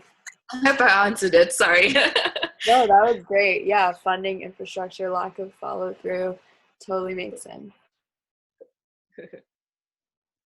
Yeah. So the statistics you mentioned earlier, Rosalind, are shocking. Like the one that the 16 to 20 years old girls being highly at risk. It's disturbing, and I think it's one of the tools to prevent those things from happening is education. It's one of the key things in school. And personally, I think one challenge is that people are not willing to talk freely about these things. I come from Ethiopia, and my country, teachers are actually not even feeling free to discuss about these kind of issues. And in classrooms, you don't have the freedom, because the culture is actually, those things are. I mean, we know about them, but it's rude to talk about them almost. So those kind of things are preventing free discussions with family, even not only school. That's what I think. But like, what's your input on it? Like, have you or anyone else at school, you guys have these similar kind of experiences, and what we should do to prevent that? Yeah. No, you're right. There's huge stigma involved, and South Africa does have implementation of strategies to educate the youth. But there's so many schools that are underfunded in South Africa, and you've got like one teacher teaching many subjects, and some teachers that aren't even qualified to teaching. So there's a critical shortage of teachers and teachers that can teach. Especially there are like education initiatives, and there's a lot of NGO initiatives in trying to reach the youth, trying to like broach the youth in a cool, hip manner, and to talk about sex and sex education. And there are some clinics, but they're few and far between. But there is still a big disconnect between reaching out to kids, telling them what it's about. Especially the more rural you go, the less access and the less talking there is. And South Africa is a unique place with a unique cultural background, and so it could be in some areas not spoken about, and there could be some cultural backlash if there is. And so I don't know how to do it. It's not really my areas of expertise, but I do know that there is like big inroads in how to like approach and how to connect and how to teach. And there are supposed to be sex education levels. I know coming from a privately educated school, we had sex ed, but that's an economic advantage. So, but not much is happening in rural areas, and there's not like a guidance counselor at rural schools. So there's huge problems. There's no mindful wellness at these schools. These kids are just either don't have like enough food for the day to like actually function at school, or there's like in some parts of Cape Town there's huge gang violence that happen at schools. So there's like great areas of concern, and I think maybe sex education is just sort of like taken a little back road in that time to deal with other bigger issues. But you're right, like connecting with the youth is where you have to go to get a greater understanding for the next generation, to be empowered and to be educated, and it's grossly needed in South Africa. Yeah, I hope that answered a little bit. Cool. Yeah, you did that. Cool. Pleasure. Okay, thank you so much. Sorry. Thanks so much, Ross. Thank you for answering those questions. I mean, it's given us so much insight. Just as to the status of where we are in terms of even just like access to healthcare education. So, and that's so important. So now that we know and are aware of, the sort of status of like healthcare and healthcare education, what do you think how would you advise maybe students, let's just say undergrads? So we have a bunch of undergrads and they've just listened to this webinar and they're really excited to be more involved in, advocating for like healthcare and sanitation for women and young girls. But where do you think would be like maybe the most important place to start? So whether that be someone who is sitting at a university in New York, or somewhere in the US, and maybe someone sitting at a university in Kenya, where do you think these students can start to effectively address this issue? Sure. Great.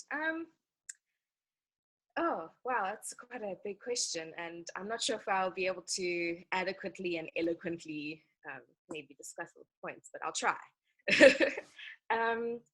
Let's see. I suppose it all starts with interest. If it interests you, if it gets you inspired, then focus on your work. Be good at what you do. Study hard, because whatever degree you do, it's equipping you. It's equipping you how to talk. It's equipping you how to argue. It's equipping you how to think, and all those skills are incredibly necessary if you want to go into roles of advocacy. If you want to go into roles of policy making, you need to be able to eloquently state your case. You need to be able to back it up with facts. You need to know how to reference.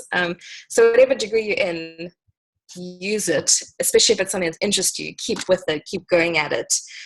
And if you want to get involved in in access to, or like policy reformation, or basic research science, if you're in the sciences, you're in the right place.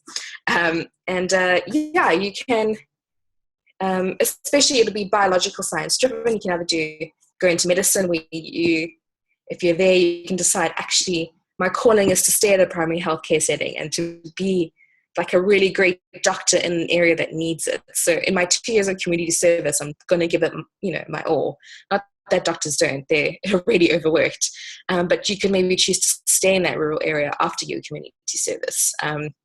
You could, in your role of an undergrad, you get your degree, and then you decide, okay, I want to actually continue in research, then I will do my honors, master's, postdoc, whatever like the level takes you to get in more research, and you find projects that are in that area. So at UCT, you'd find like professors that maybe work in that area or maybe a similar field, so you can get the necessary skills so that when you want to go into health research, you're equipped. At a social science level, it's developing your argument, developing your skill sets, finding your passion, maybe even volunteering at some primary settings. Like, I know you can be at Red Cross Children's Hospital, you can be like a candy striper and you just help kids out. You can even volunteer to read at institutions, especially at kids in rural areas, so that you can maybe develop a connection, develop an interest, or see if it interests you. But I think the strongest thing is, like, especially in advocacy, you have to have a voice. So I'd spend your time in undergrad finding your voice. What passion, especially whatever you find passionate, whatever ignites you, you'll find that like that's what you sing the loudest. So spend this time finding what makes you sing and go for it, and then hone your argument, hone your confidence. And a lot part of advocacy is you're going to have a lot of people, even in research, tell you no, and you're going to have things fail, and you're going to be disappointed, and you have to have that mettle. You have to develop armor in your undergrad to expect disappointments, expect no's, and then find different avenues. Put on your thinking cap, think laterally. How do I go around this? If they say no here, then how can I change my argument to make it a yes? Or how can I like jump over them and get somewhere better? But I think use your undergrad as a time to find your voice, be used to disappointment, especially if you're a basic research scientist. That's just like part of the course. And to not be, not be deterred by that. Just keep on going, keep on running your race, and you can do it. And don't be, whatever you do, wherever you go, like, you'll be effective. So have that, especially if you're passionate, to have that in your mind and then just go with it.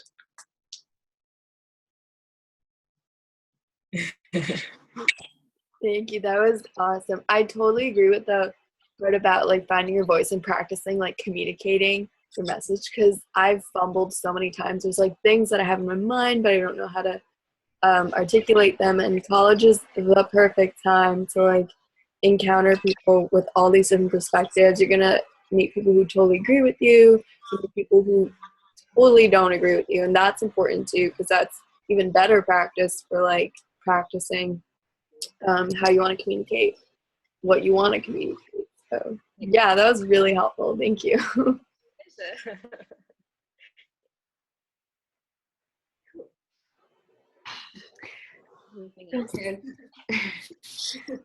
Well, thank you so much, Roz. Thanks for answering like those very tough questions. I think you really definitely helped a lot of us with, the educational component of just trying to understand, like some more specifically about access, about what the status of healthcare is, especially with, something as prevalent as HIV and AIDS infection. So thank you very much for sharing your expertise. It's great that you joined us. Thank you. And thanks to everyone who stayed online for so long. I think we've been running since 9 a.m. this morning, so it's been a little bit long, and I have a meeting to get to as well. So I think we're going to maybe just have like final thoughts, final questions. I'll just quickly open the floor for that, and then just to close, I think what we'll do is we can definitely, if anyone has further questions, please feel free to post that on our Facebook page, in our shoes, and then you can interact with us there. I will share my email to everyone, and then you can also just connect with me via email if you have any more questions. Perhaps, Roz, if we could forward your email address, if anyone has, okay, fantastic, we could also do that if anyone has further sort of interest in that field. And then I'd just like to encourage everybody to join the women in globalhealth.org and join the campaign. So it's a hashtag GH campaign, or women in GH campaign. And you can join the organization. They'll probably be able to give you more information about actual physical projects that are happening maybe in your closest or nearest geographical areas. So great if you are interested in healthcare and if you're interested in gender rights advocacy, that is definitely something that anybody should consider doing. Okay, great. Okay, wonderful. Then thank you so much, Roz. And over to anybody else who has any final thoughts, questions, anything you'd like to add. I'm going to just mute myself and hand it over. I definitely want to just add a little bit onto what Julian was saying about the advice you're giving about how to use your undergrad time, find your voice. I think that that's something that's definitely not stressed enough and should be, because I have a lot of interests and I'm excited that you guys share some of those interests, but I think that that's awesome advice to keep trying to find that kind of fire to make this work possible. So I just want to thank you so much for that, because it's very helpful to hear. Oh, pleasure. Took me maybe 10 years to find it out, so I'm glad I can give it a bit sooner.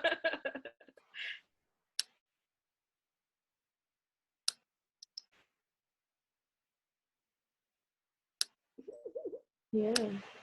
Well, like LJ said, you can get in touch via email, Facebook, all the good stuff. Thank you to technology. But yeah, thank you everyone so much for tuning in. It was a great conversation. Thank you, LJ, for facilitating. You did a wonderful job. You brought in some really great content. Loved the videos. And thank you for bringing Rosalind in. That was really, really amazing. And I hope everyone found it as helpful and valuable. And maybe you learned something new. I definitely did. So yeah, if no one else has any other comments, I hope everyone has a great weekend.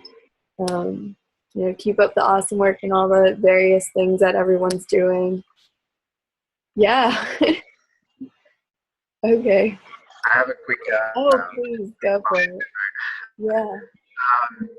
Thanks for the conference, and Laura, you're doing a great job with the campaign. Keep it up. And you're right when you say the awareness is key. It's in some less developed places, and especially in Africa that I have seen, some women don't know that they have the right. They assume that things that they should be staying the way they are. They don't get this kind of information. So they assume things aren't going well, or not going well, but things are the way they're supposed to be. So unless you make them aware that all these movements are happening, they should fight for their rights and for more improvements. We wouldn't have progress. So keep doing that. And with your campaign, with your company that you are planning to create, I think it's a great idea. As far as my reading is concerned, that I know that one of the most important things is people. When you think of creating your own company and making big movements, with even big companies were created with just a couple of people meeting and brainstorming idea and moving on from them. So good luck with all that, and hope to see you at MCC. Yes, I think I'll be there as well. Thank you.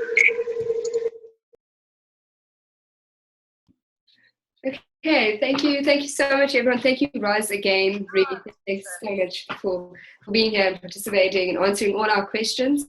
So thank you again for that. And then having me.